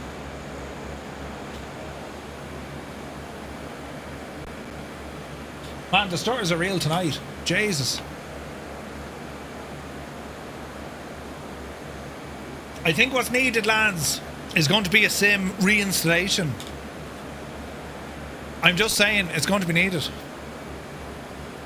Does being at the airport count? Yes, it does, Rambog. For you, of course. I've been to Milan. I travelled 186 feet of it, and then straight out again. Jeez, the photogrammetry is nice here, isn't it? Trying to find out about the flooding in Seattle. Oh no! There's flooding in Seattle? You'd hit that smoke tower if you're on your current path. Yes. Wizard's Castle, are you reading all of this to the Vatsim Tower? Yes, yes, he likes it. Timothy, we're on the Southeast Asian server, buddy. Right. Autopilot off. Lights are on. Let's see, can we bring this in for a gentle landing? We hope. Hold the nose. Keep it coming. And let's see if we can get ourselves lined up with this runway. Oh man, the starters. Shag off, starters, will you? Right. Easy now, Murph, you big idiot. Where's everyone? Oh, they're over there, look. Right, easy now. Easy. Oh, speed, man, speed. Let the speed back up. Easy. I'm landing the wrong way. Am I? I have to go in from the north. I'll go in from the north, so Muse. Thanks, Muse. Yeah, there's a lot of photogrammetry here, yeah. There's flooding all over southern British Columbia as well. Oh, Jesus. Yeah, the Seattle area has had some real bad flooding. Jesus, lads. Well, I hope they're all alright. Alright, let's have a look. There's the airport. What's my speed? 160? Easy now, Jemima. Easy now. It's terribly pretty here, isn't it? Look at that.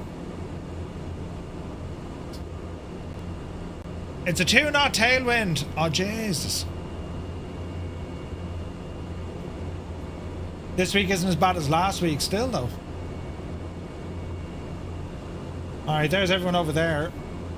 It's one of the oldest airports in Italy, built in 1912. And it was used as a factory airfield. 1912, though. That's mad, isn't it? Alright, let's drop the gear. Oh, look at this stadia. This is a gorgeous plane, man. Gorgeous plane. iniBuilds did a great job with this. It's such a nice plane. It's big as well, isn't it? Like, she's a big machine. Oh, these starters are going to be an absolute pain, man. Easy now. Got ourselves turned.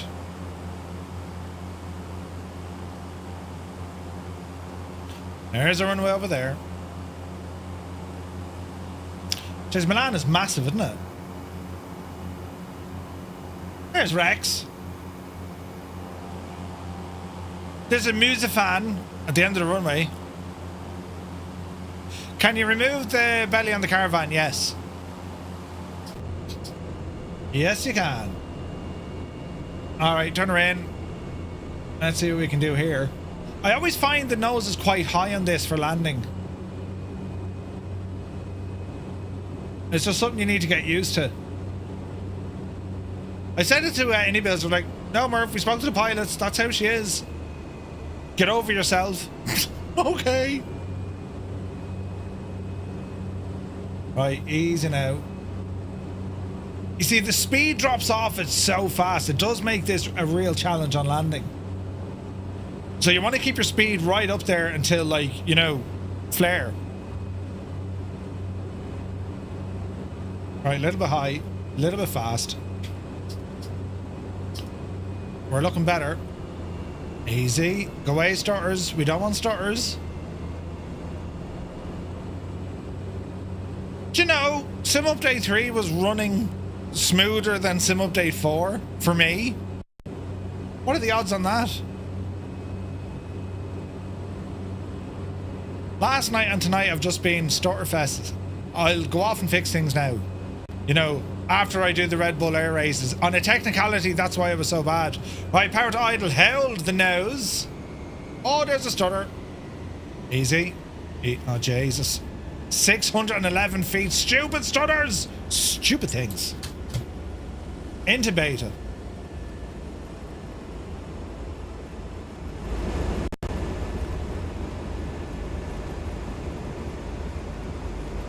Yikes. Yikes. Out of beta. Bit of manual braking. Flaps coming in. And we'll taxi around and get ourselves out of here. Okay, first stop of the night. We're going to head out now to Mantua and then a full stop in Verona. Nice. That wasn't an average Murphy landing. 600 feet, you mad? I usually land at 11 feet. Yeah, 11. I wonder, do I need to go... Hang on a second. The starters here are absolutely shite. Hang on a second. Will this make a difference? Let's go simplified, lads, just on the model matching. Just let's give it a moment and see what happens. Let's see if that fixes anything. Sorry, I'm literally flying through everyone.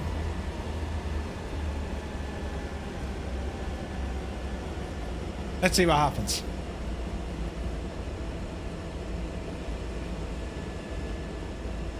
If this fixes things, we're laughing.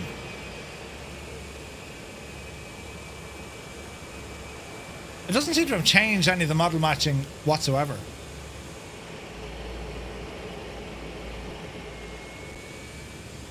But there doesn't seem to be as much stuttering.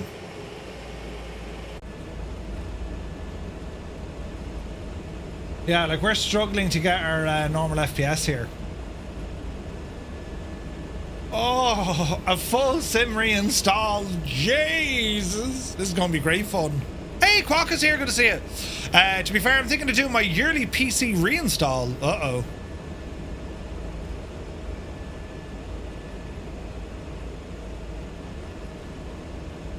Alright, easy now.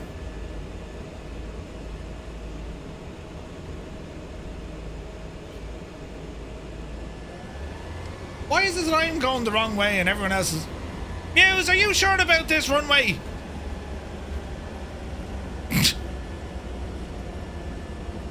I have to say the stuttering has calmed down, lads. You see that? Back up to 120 FPS. Very interesting.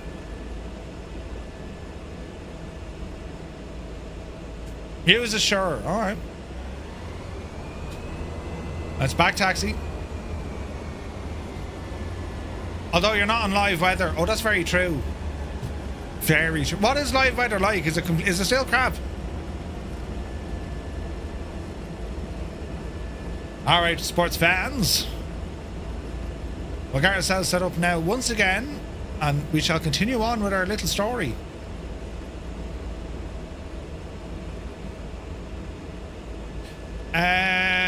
A wee bit hazy but sunny. On live weather, yay? Live weather it is.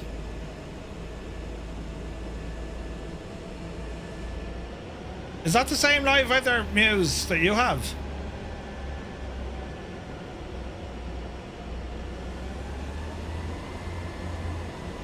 Marcel, good to see you, buddy.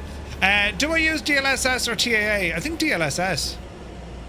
What time of day have you got, Muse? I'm on 1504. It does look very pretty though, doesn't it?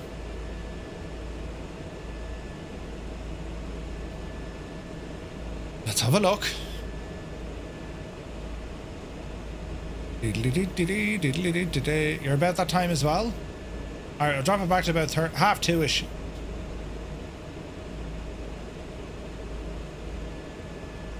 There we go. Right, power coming in. Let's go flying. Watch the torque. There we go. Man, what a machine! Look at that airspeed. This thing is a freaking rocket ship. Look. Come on, baby. Yup, the devil, you. Yup, the devil. Gear up. Flaps in.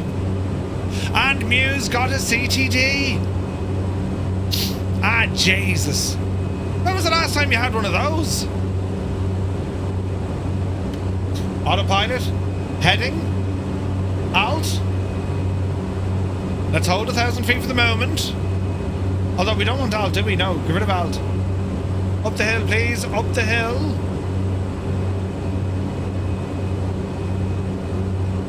There she goes. Up. Up. Miss GBHI had one as well. CTDs are happening, lads. Oh, look at the views. That haze just made it. Wait now. What sort of... Oh, it's a banana. What machine is that? It's grey skies, but what's the... That's an interesting machine.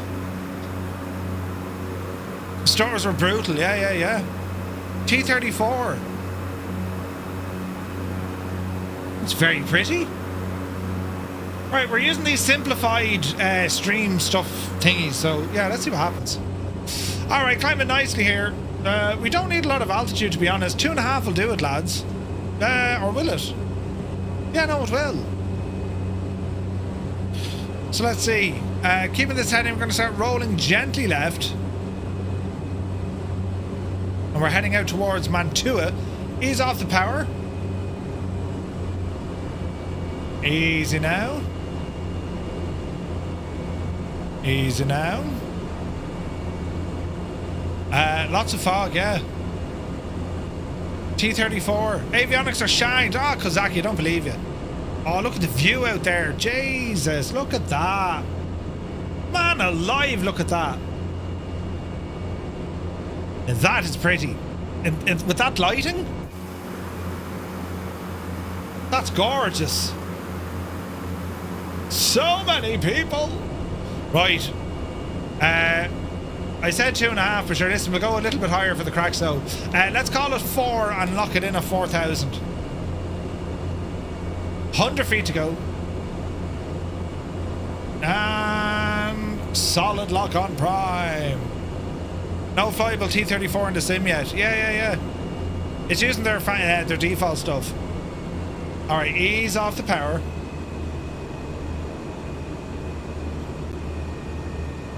And down on the left hand a little bit. Head her on to 090 degrees for the moment. Get ourselves somewhat... oh, Jesus now. Get ourselves somewhat up and running.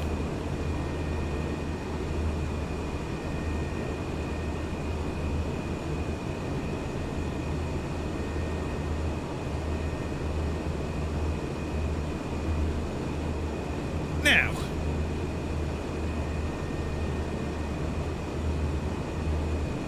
Bit of tunage. We're feeling better about things. Oh yeah. That's very pretty.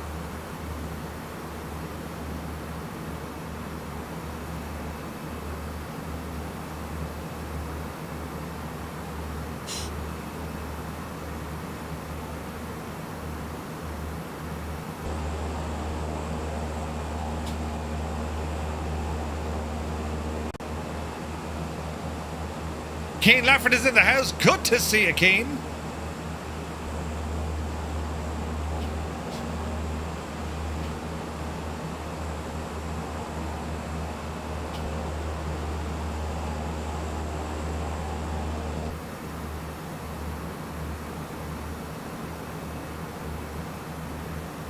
How good does this feather the engine? Yeah, pretty good, Tommy. Pretty good.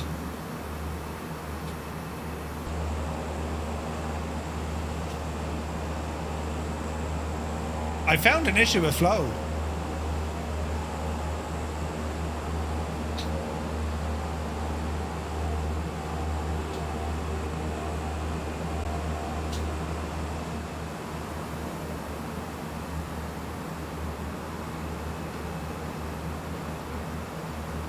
Man, look at that backdrop.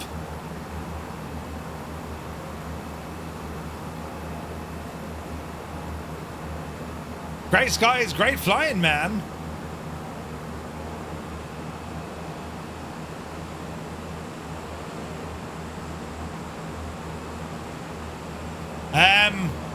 Don't look now, grey skies. But he has his head outside the plane looking down. Jesus. He's freaking out, man. Jesus. Who's in charge? Model matching. Take a bow.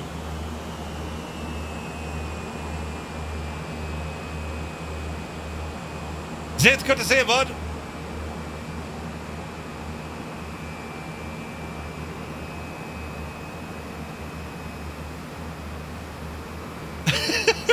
Looking to see the wing spar. Who's in charge?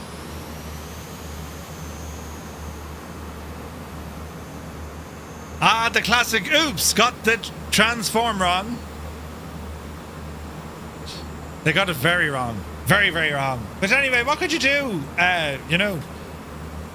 Anyway, 5 days after Lodi, on May 15, 1796, Napoleon entered Milan in a heroic triumph.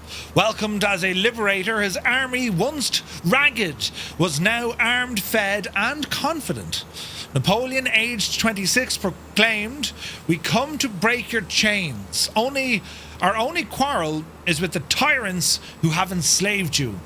He arrived as a liberator and ruled like a sovereign. He abolished feudal privilege, extracted enormous financial contributions, and established the Cisalpine Republic in Lombardy. A tip, of course, of the hat to the Romans. This nation building was a platform for his own power, forcing these new republics into alliances aligned with French policy. When Napoleon entered Milan, his relationship with the Directory changed. He was no longer just collecting plunder. He was acting as an independent head of state. He abolished feudal privileges, reorganized governments, installed sympathetic regimes. He moved borders and controlled diplomacy, while officially answering to the Directory. In reality, he was already operating as head of state. Italy taught Napoleon something vital. You do not need a crown if you can control armies, money, and momentum. Napoleon was equally focused on controlling his own image. He executing looting on an industrial scale, shipping priceless works of art to fill the Paris Musée Central des Arts, later becoming known as the Museum of Napoleon, and to this day we now know it simply as the Louvre. He used a commission of scientists and artists, going straight for the A+ masterpiece quality works. I mean, it was known Napoleon, these guys literally ripped, priceless works of art off walls, literally off the walls that they were on, right? Absolutely mad stuff. Are we climbing? No. What's our speed like? We're good. Right, hang a right. Down to the right we go. We want a course here of, let me see, roughly 105 degrees. East is 90. There's 100. Call it 105. All right. Did you know that about the Louvre? It's mad, isn't it? So, this was, of course, propaganda, right? Pieces by Raphael and Titian came from Rome, Milan, and Venice. And the 4 bronze horse statues of St. Mark's Basilica came from Venice. Transporting these often meant cutting down or rolling up large works. Paris was declared the new aesthetic centre of the universe, the new Rome. Ooh. Darts by Unbelievables. That's right. Napoleon further managed his image by issuing medals and founding military journals, often penning articles himself, such as the one declaring, "Napoleon flies like lightning and strikes like thunder." He employed artists to document his heroics with significant artistic license, depicting himself on a magnificent white charger crossing the Alps when he literally travelled in a mule, right? So to get an idea of what's going on here, Napoleon... So it was a work of art. Where is this now? So to give you an idea, right? So Napoleon had this works done to say he was crossing the Alps. And what's important about this, if you draw your attention to the very bottom, what you can see that was etched into it, you'll see the name Hannibal. you'll see the name is a Karodic. These other famous, history remembers them as crossing the Alps. And then you have Bonaparte etched into it as well. I mean, the ego here, the ego was huge. And this was Napoleon. He understood how this worked. Remember, he spent so much time learning, researching everything from Alexander the Great, Caesar in Gaul, the Gallic Wars, right? Commentary, the Gallic Wars and all that. He knew the crack. He knew how to visualize everything. At a time or during a time, there was no radio, there was no TVs or internet. This was powerful stuff. And unless you were there, you couldn't deny it, really. You could question it, right? But this sort of stuff, depicting Napoleon as this some sort of a, righteous friggin' god almost. He was all for this. Yeah, brilliant. Keep down the stuff with the thing and the yoke. And some of the other drawings or sketches of Napoleon have been absolutely incredible. For example, where is it now? Napoleon portrait. When you look at some of these, if you see this picture, this comes a little bit later on. When you look at it, and if you were to compare that, for instance, to some of the old Roman pictures, right? The robes, the colours, the jewels, right? The oak leaves, the standard. These are all very close to... It's a mix between, Imperial Rome and Imperial France. He's managed to mix the two of them together. And that's pretty much how he saw himself, right? Which is, it's nuts. Absolutely nuts.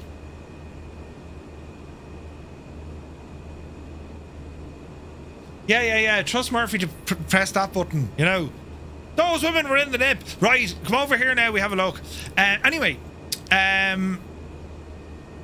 while staying in the sumptuous Palazzetto Cervelloni, Napoleon begged Joséphine to join him, pouring out his love and misery in daily letters. My only Joséphine, far from you there is no joy. You have robbed me of more than my soul.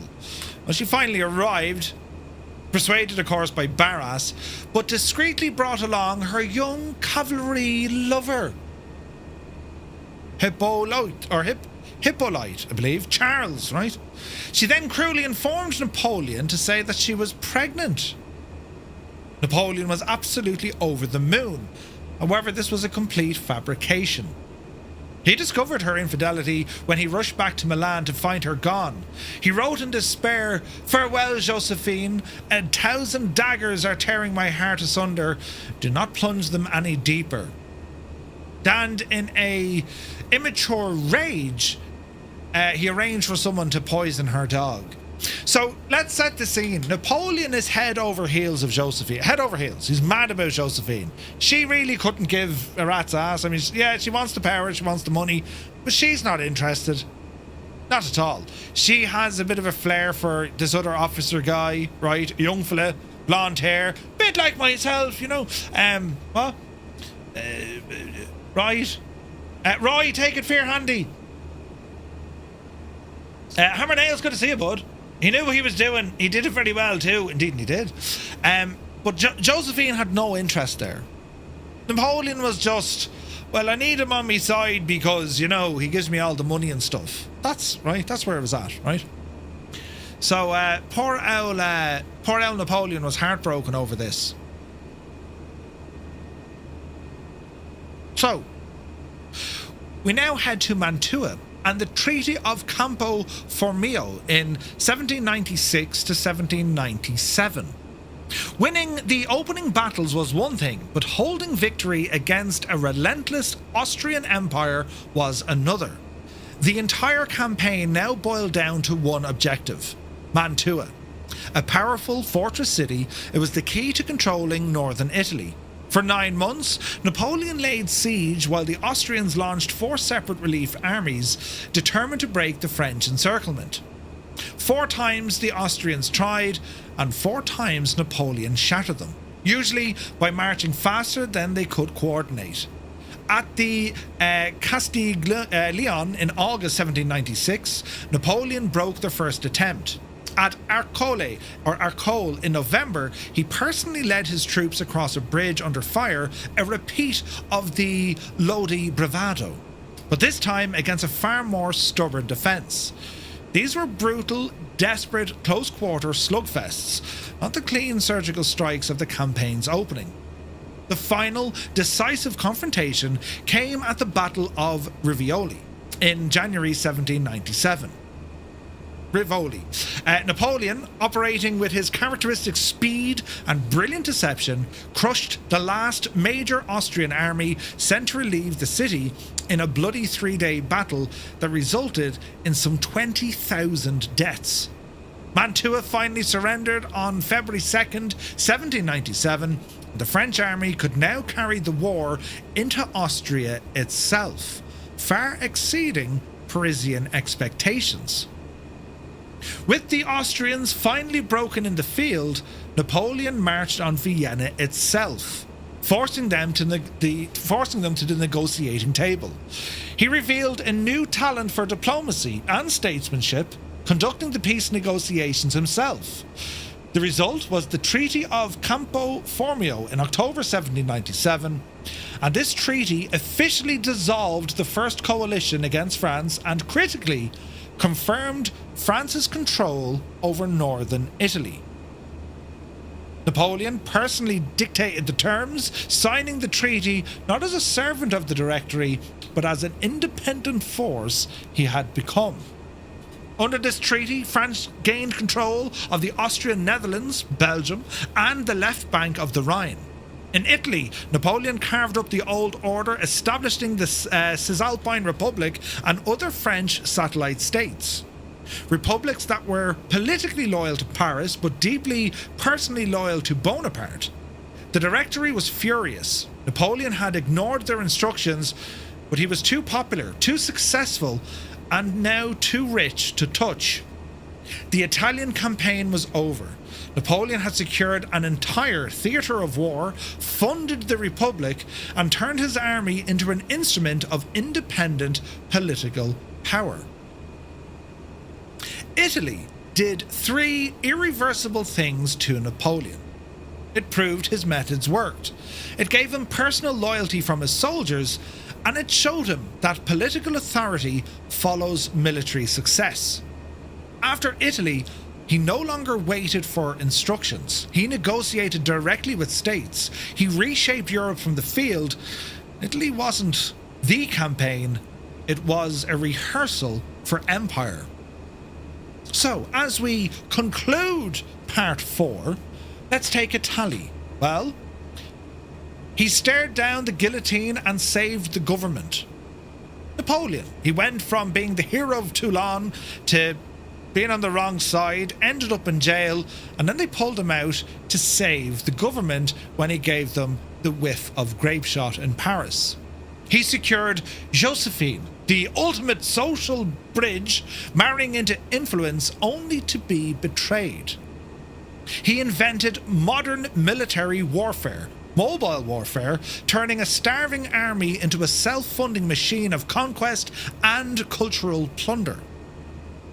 The nickname The Little Corporal is born at Lodi, and he successfully created a powerful cult of personality. He concluded the Italian War, and with the Treaty of Campo Formio, cementing his status as Europe's foremost general and diplomat. And of course, the riches, the plunder, the booty of taking in all the works of art, bringing them back to Paris to put them into Napoleon's museum, later, of course, we know today as the Louvre. The path to emperor had been forged. Napoleon returned to Paris aged 28. He adopted the attitude of obeying only the orders he wanted to obey. Dismissing his achievements as nothing, he declared. I am only at the beginning of the course I must run.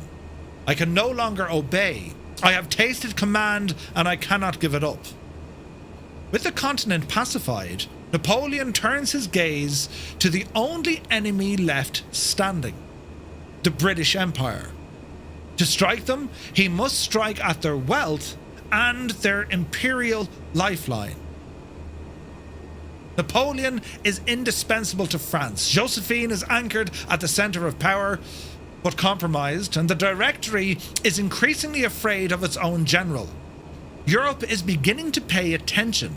He is no longer reacting to history, he is now bending it. Next time, in part 5, the European war will be temporarily shelved.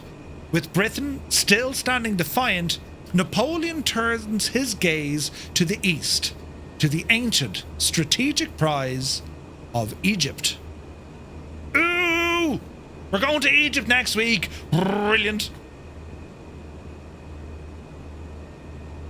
Now, consider yourselves up to date. How do you connect your iPad to the EFB? How do I connect my iPad to the EFB? I'm using Garmin Pilot running on it. That's how she works. And then I'm using flight events to mix them all together. Flying Trits, good to see you. It's a fascinating story, isn't it? It really is. Like, it's just like so much. And like, you know, I'm a fan of history, so like you're always going to go over history of, well, everything. But when you see it repeat itself, especially the type of warfare, that mobile military warfare Napoleon has brought in, the likes of which has not been seen since Caesar, the Gallic Wars. That speed, you know, and even before Caesar, you had Marius. They were nicknamed Marius's mules. The idea being that, hang on, these soldiers don't need miles and miles of supply lines and trades and, you know, donkeys and all this jazz. Doesn't need it. They're fighting ready. They'll carry their kit on themselves and they'll keep moving forward. Speed. Lightning speed. Go forward 100 and odd years, we'll all know Europe once again will be introduced into this lightning warfare. It's amazing how history has this habit of constantly repeating itself. Nuts. It's so fascinating. Gibbo has been knocked sideways. He's now unconscious. Brilliant. It's mad, but like when you think of Napoleon and all of this stuff, you know. Voicey, absolutely. Alexander the Great's Macedonians also lightning fast. That's what they did. It was the speed. It was the speed. And you see that time and time again throughout history. It's fascinating stuff.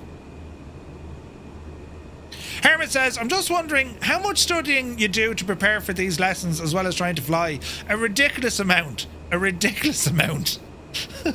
I'm months working on this. Like, I'm up to, I don't know, I've 100 and, what was it? I've 110,000 words as of this morning. And that's like 186 pages. But like the sources I have, like we've books up, now Mrs. Two-Tone is great. There's books upon books and she'll just like recite paragraphs and then it's, yeah, no, and I'll go off and learn, do you know? But like even, you could easily do Napoleon over like 50 episodes on a live stream because he did so much. This is tailored to 10. There's some stuff we're not really going to do, and we'll use little bridges every couple of weeks to kind of catch up on where we need to be at, right? But like I did the same at the Gallic Wars, did the same at Hannibal crossing the Alps.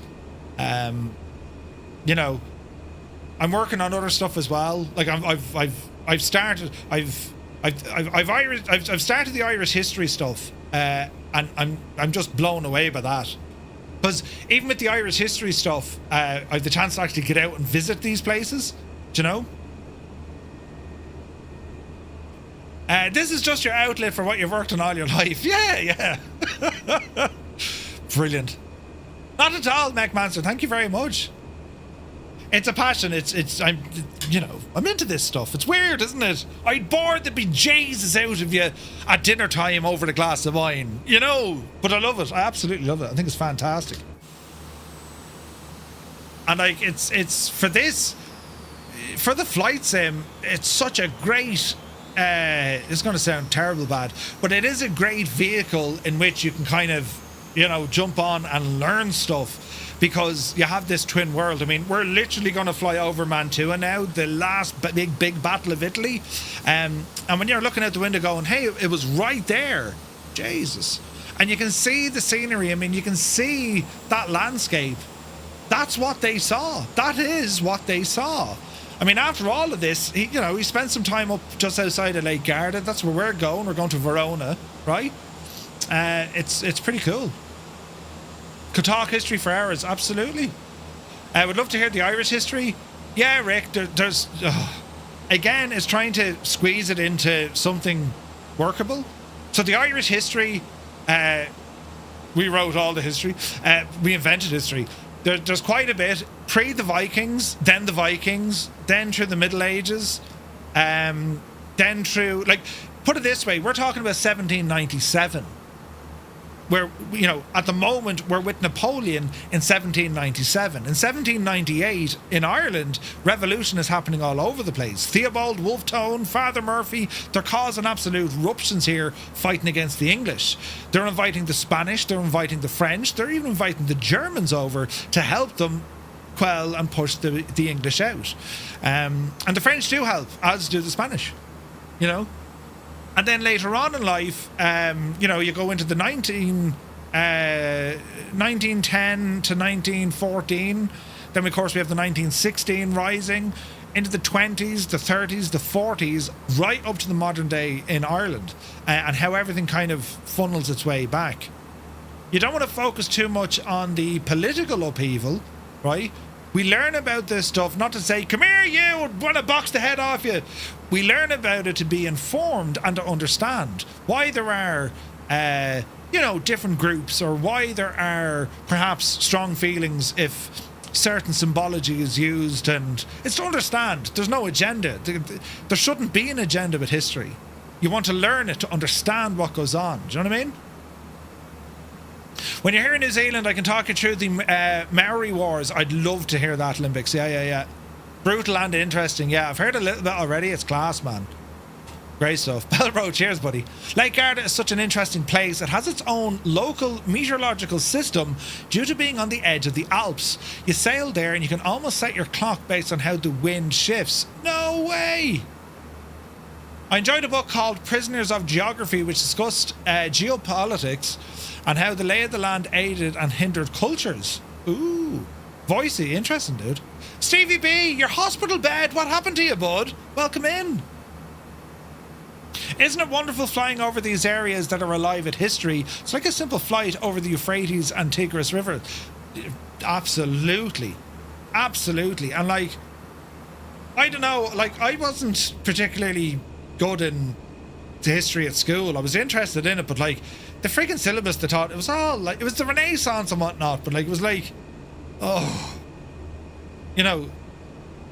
didn't like that the whole procedure of school. No, stop at this line. That's all you need to learn. And I didn't like that, because you want to learn more. So whoa, pull up the handbrake. What happened next? Tune in next week. There was none of that. And especially in Irish schools, they'll do snippets of a bit of everything. They don't really specialize in any particular area, which is, I imagine, it's the same at any school, right? But Roman history, definitely. Napoleonic history is quite new to me, because I've spent some time studying them, learning. I've watched documentaries, I've listened to podcasts, I've read. I've got a lot of saturation of it, but you try and take on as much information as you can, so you can kind of replicate it a little bit. Not for a second, do I think I'm in a position that you must listen now because I know this. I am not an expert in this field at all. Same with the Roman stuff, at all. I'm just interested in it, and I like to share that because I think it's kind of cool that you can do that with flight sims. What other platform could you do this, traveling around the globe with your pals, all flying interesting aircraft, keeping the relatives of aviation, right? I mean, we're flying, we're navigating, we're managing power, speed and energy, altitude, fuel, You know what I mean? We're also learning a little bit about the aviation installations. Like, for example, back over at, what was it called? Brozzo, was it? Or Brezzo? Lima India Mike Bravo, one of Italy's oldest airfields, built in 1912. I mean, you can combine all this cool stuff together. It's class, man. Prisoners of Geography is 99p. Ooh, on Kindle. Nice. History was learning names and dates. Would have been great to have been or seen the bigger picture. Yeah, 100%, Belbro. 100%. Every country thrives on its own unique history. Absolutely. Absolutely. Every country. Every country. Like Europe, it's dated because, you know, there's history here going all the way back. And it's gas, like, you know, there was works of art that should never been removed or touched that Napoleon took, that ended up, be it in the Louvre, and they're in the British museums. When they were created, they were supposed to stay there forever, and then this guy comes along. At the same time, it's only because of Napoleon that we are aware of these, or we get, we've now seen them. It was said that Napoleon had, wasn't it Napoleon, and then later, wasn't it hang on, I don't think El Duce had it.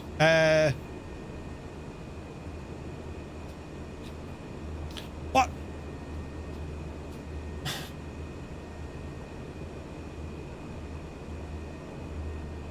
So Napoleon had a personal connection with the Mona Lisa.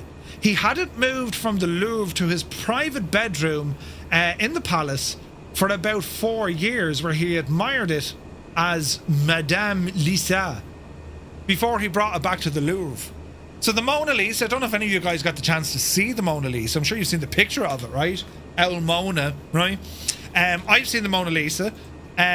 Never knew that Napoleon said, I'll have that, took it out of his own museum and put it in his bedroom. That's just like, what?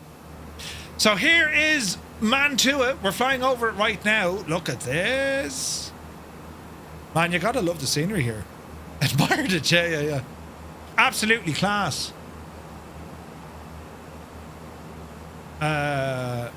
Careful now.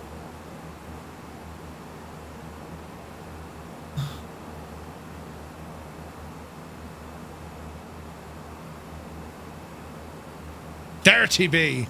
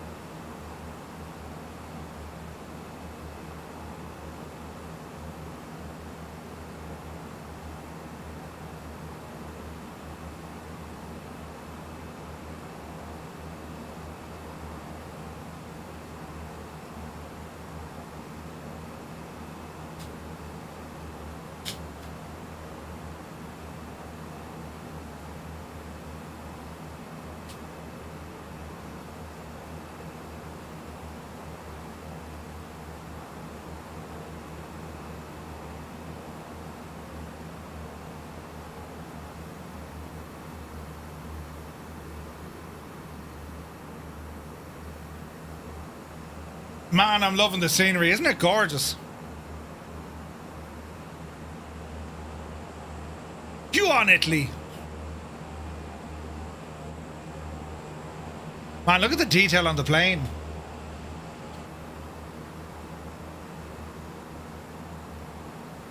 Newfoundland.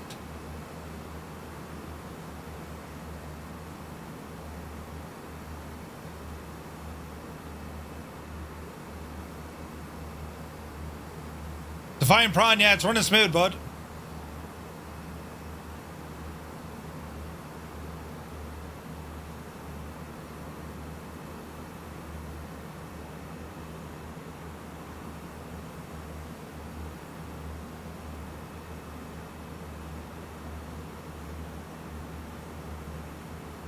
What a machine.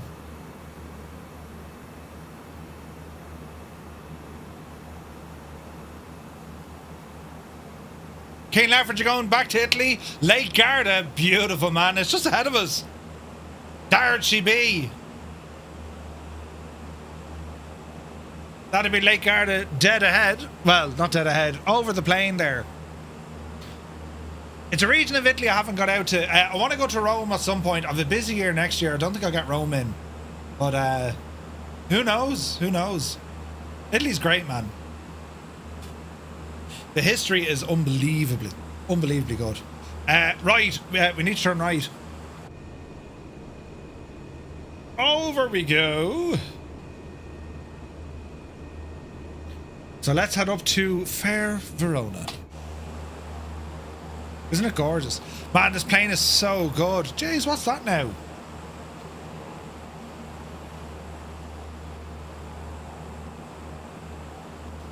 Interesting. 1 lake, Garda. 2 lakes in Gardaí. Patrick. It's just so cool the way you go exploring places. Like, you gotta love the sim for that, man. Especially 2024, because, I mean, we're looking down there, the detail in the fields, look. Crops and everything, like, it's just nuts. Lake Garda Síochána, yeah. Now, that's not our airport. We're the next one up. So next week, we visit Egypt. We go to Cairo. And we've been to Egypt a couple of times. Have we done it in 24? I think we have. But that's where we're headed for next week. The Cows DA40. Ooh.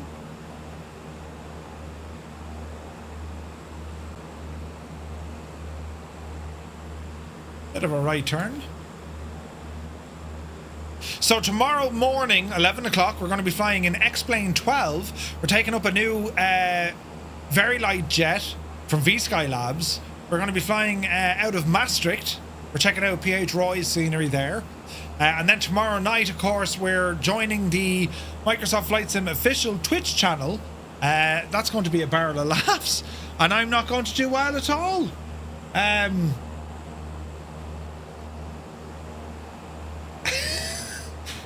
Brilliant. So here's it here, look.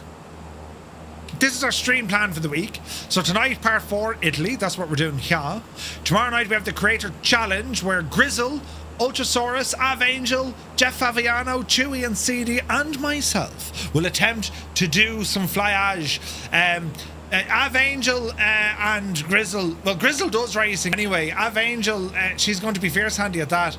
Ultrasaurus, unsure. I was watching a bit of her stream earlier on. Very chilled out. It's actually very cool. Jeff, I hope Jeff doesn't practice at all. Right? I mean, I want to be close to someone being in last. You know, I'll be in last. So yeah, we're doing that tomorrow night. Wednesday night, of course, we're bringing the news. Thursday daytime, we continue on with our Navigraph flight training as we continue to work on until we eventually complete our virtual PPL. It is the taking part muse. And then on Thursday night, we have Mission North, Cargo for Claws. For Firefly Airs, we fly on VATSIM. Looking forward to that one. Then on Friday, our final flight with the on-air Christmas challenge. We're flying up through Norway into Finland. Cannot wait. We're going to be taking out the Baron for that one. So we have a busy week of flying ahead of us, lads. And then I'll look at the schedule next week. Of course, we'll have a stream on next Monday night. We'll be streaming on Tuesday, the 23rd. Wednesday, not sure yet what's happening. Thursday, no stream. And then we'll have a stream next Friday night on Boxing Day or St. Stephen's Day. And we'll see what the crack is all about then. You know, it's the first year I'm not working for the man, if you like. As in, you know, this is the day job. You know? So it'll be interesting for sure. Interesting for sure. Because usually this time of year, I'm so busy. Like, I used to be, I'm still busy, but like, Jesus, when I was working in logistics, this is just like, this is mad time of the year, you know? It's kind of funny how that worked out. I've replaced what I'm usually busy with home improvements. But thankfully, it's almost pretty much done now. For at least, you know, until after Christmas. And then we do the hall, and then we have to do upstairs. But, and then, like, you know, April or March or February, I need to tackle the garden. Oh, Jesus. I have to tackle the garden, lads. That's not cool at all. Right. Let us position ourselves to land. Autopilot coming off. Did you do the kitchen? Yeah, pretty much. We gave the kitchen a makeover. So I've ordered blinds. They won't be here till the end of January. So yeah, I need to wait. Need to wait a little bit until we get our blinds, and then the kitchen's pretty much done. Need a new kitchen table. I sort of drilled holes into the current kitchen table when I was doing the presses, because I'm a total muppet. And there's now several holes. They're only small, but I need to replace the kitchen table. In fear of, you know, death. Or will the garden tackle you? Probably. So you're building a house from the inside out. Well, I mean, we've rented here for some time. You know, we bought it last year. So we're making it ours now. You know what I mean? Get someone to do the garden for you, probably. Stu, good to see you, buddy. Hope you're well. There's only one thing worse than doing the back garden. That's the front garden. Yes, well, thankfully our front garden is quite small. But yes, the back garden, I have a lot of work to do out there, man. I took the deckings out of it, and yeah, I need to do, it needs serious work. Cyrus, good evening to you, buddy. Hope you're well. Can you get gardening gloves that small? Thank goodness for the... Shag off! Thank goodness for blinds. If it wasn't for blinds, it'd be curtains for all of us, right? Airspace, thank you very much indeed. I need to try and land here, you know. I'm just saying, you know, this is an important part of the flight. Yeah, Scott, we've been busy, man. Also, Scott, where did you book for Minneapolis?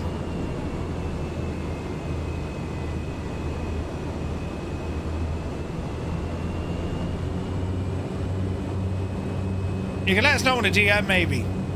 Because I don't know where the story is. The Hampton. Ah, right across the street. Okay. Muse, are you going to Expo? And Adam Controls, are you going to Expo? Easy now. Gear is down.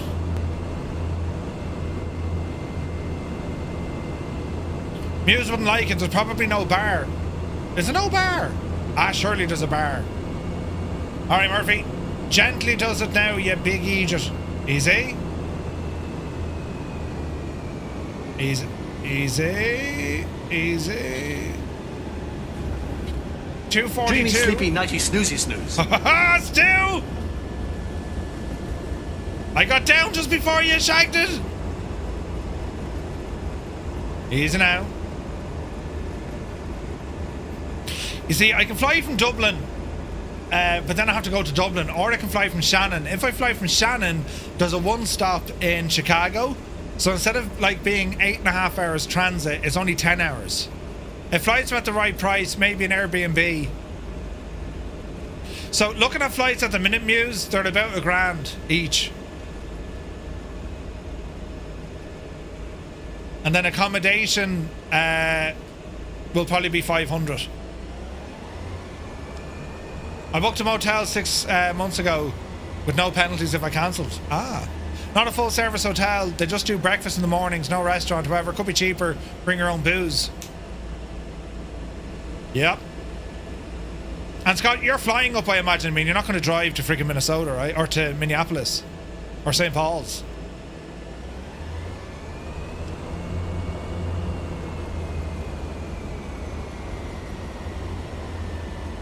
I mean, if I said, Scott, listen, we'll drive. I'll fly to Texas, and sure, the two of us will drive. You'll let me out of the car somewhere north of north of Texas. Get out, Murphy. Right? You know. 2 days worth. You probably are going to drive. What? Really? Jeez, this is a lovely little airport. Look at this. Easy now. Motel 6 aren't the best of quality. Cheap and cheerful. You literally just need someone to put your head down. Over the OK border and kicked out. That'd be me. That'd be 100% me. You know. Yes, come on, Murph. This would be a great idea. And then 10 minutes into the flight, or into the drive, get out, Murphy. Sorry. You know. Right, now, what are we doing here? Let's power off this machine.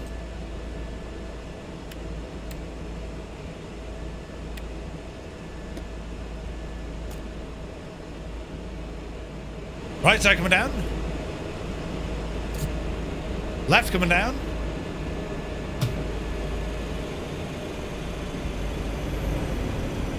Alright. There's great sounds in this, isn't there? 3 hours in the air versus 3 hours in the air versus 2.5 days on the ground. Yeah. Probably going to drive. I mean, that's a drive. Lads, that was a gorgeous flight. Despite the CTD that we had, I mean, the sim definitely regained. I don't know what it was. Maybe it just didn't load in the way it should have. Having the basic multiplayer models seems to have fixed an awful lot of performance issues. I will say that. I mean, I'm getting good performance here. 120 frames, that's where it should be at with a freaking 5090, right? And it, okay, I don't know what Angels 1.5 is flying, but at least they're not loading in mad stuff. You know what I'm saying? So we'll see how we go. The important thing for me is I get to see folks flying. The bonus, of course, is seeing correctly what they're flying.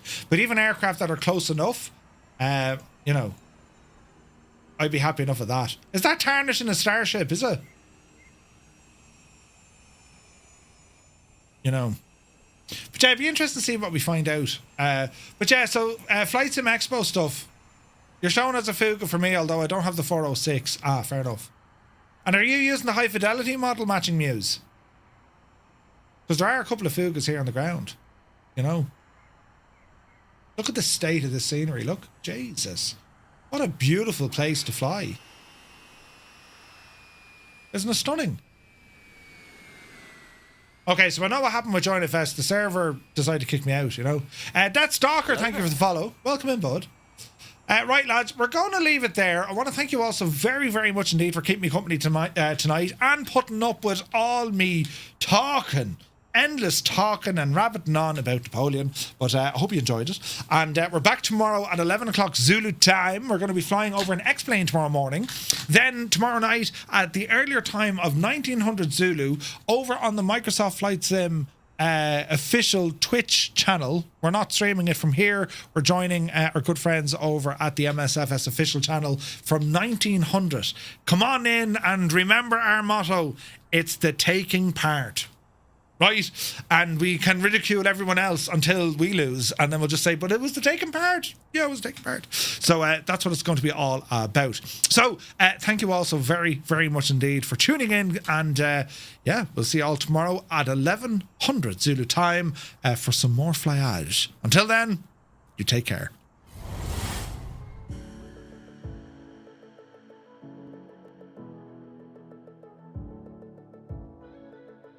To turn, and we'll start advancing that mixture back in here now shortly. Come on, prop. Sink rate. You're all right. Sink rate. Yeah. Up. Sink rate. Give us a bit of air in the nose there. Nearly. Come on, Betsy, you can do it. We need the wind. Oh, bother. We need more speed. This isn't dangerous at all. 110, 120. Mixture in. The mixture's in. Come on.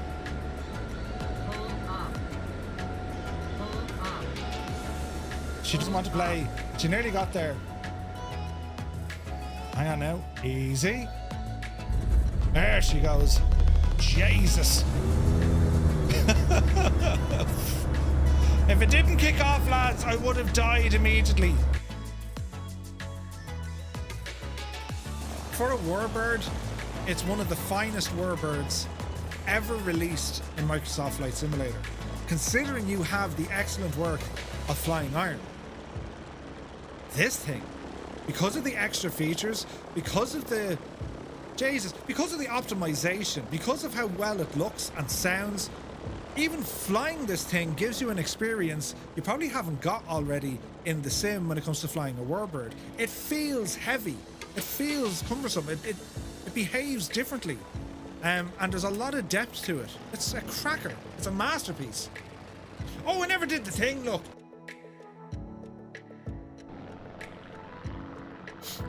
It's usually the best way to do things. You know what I mean?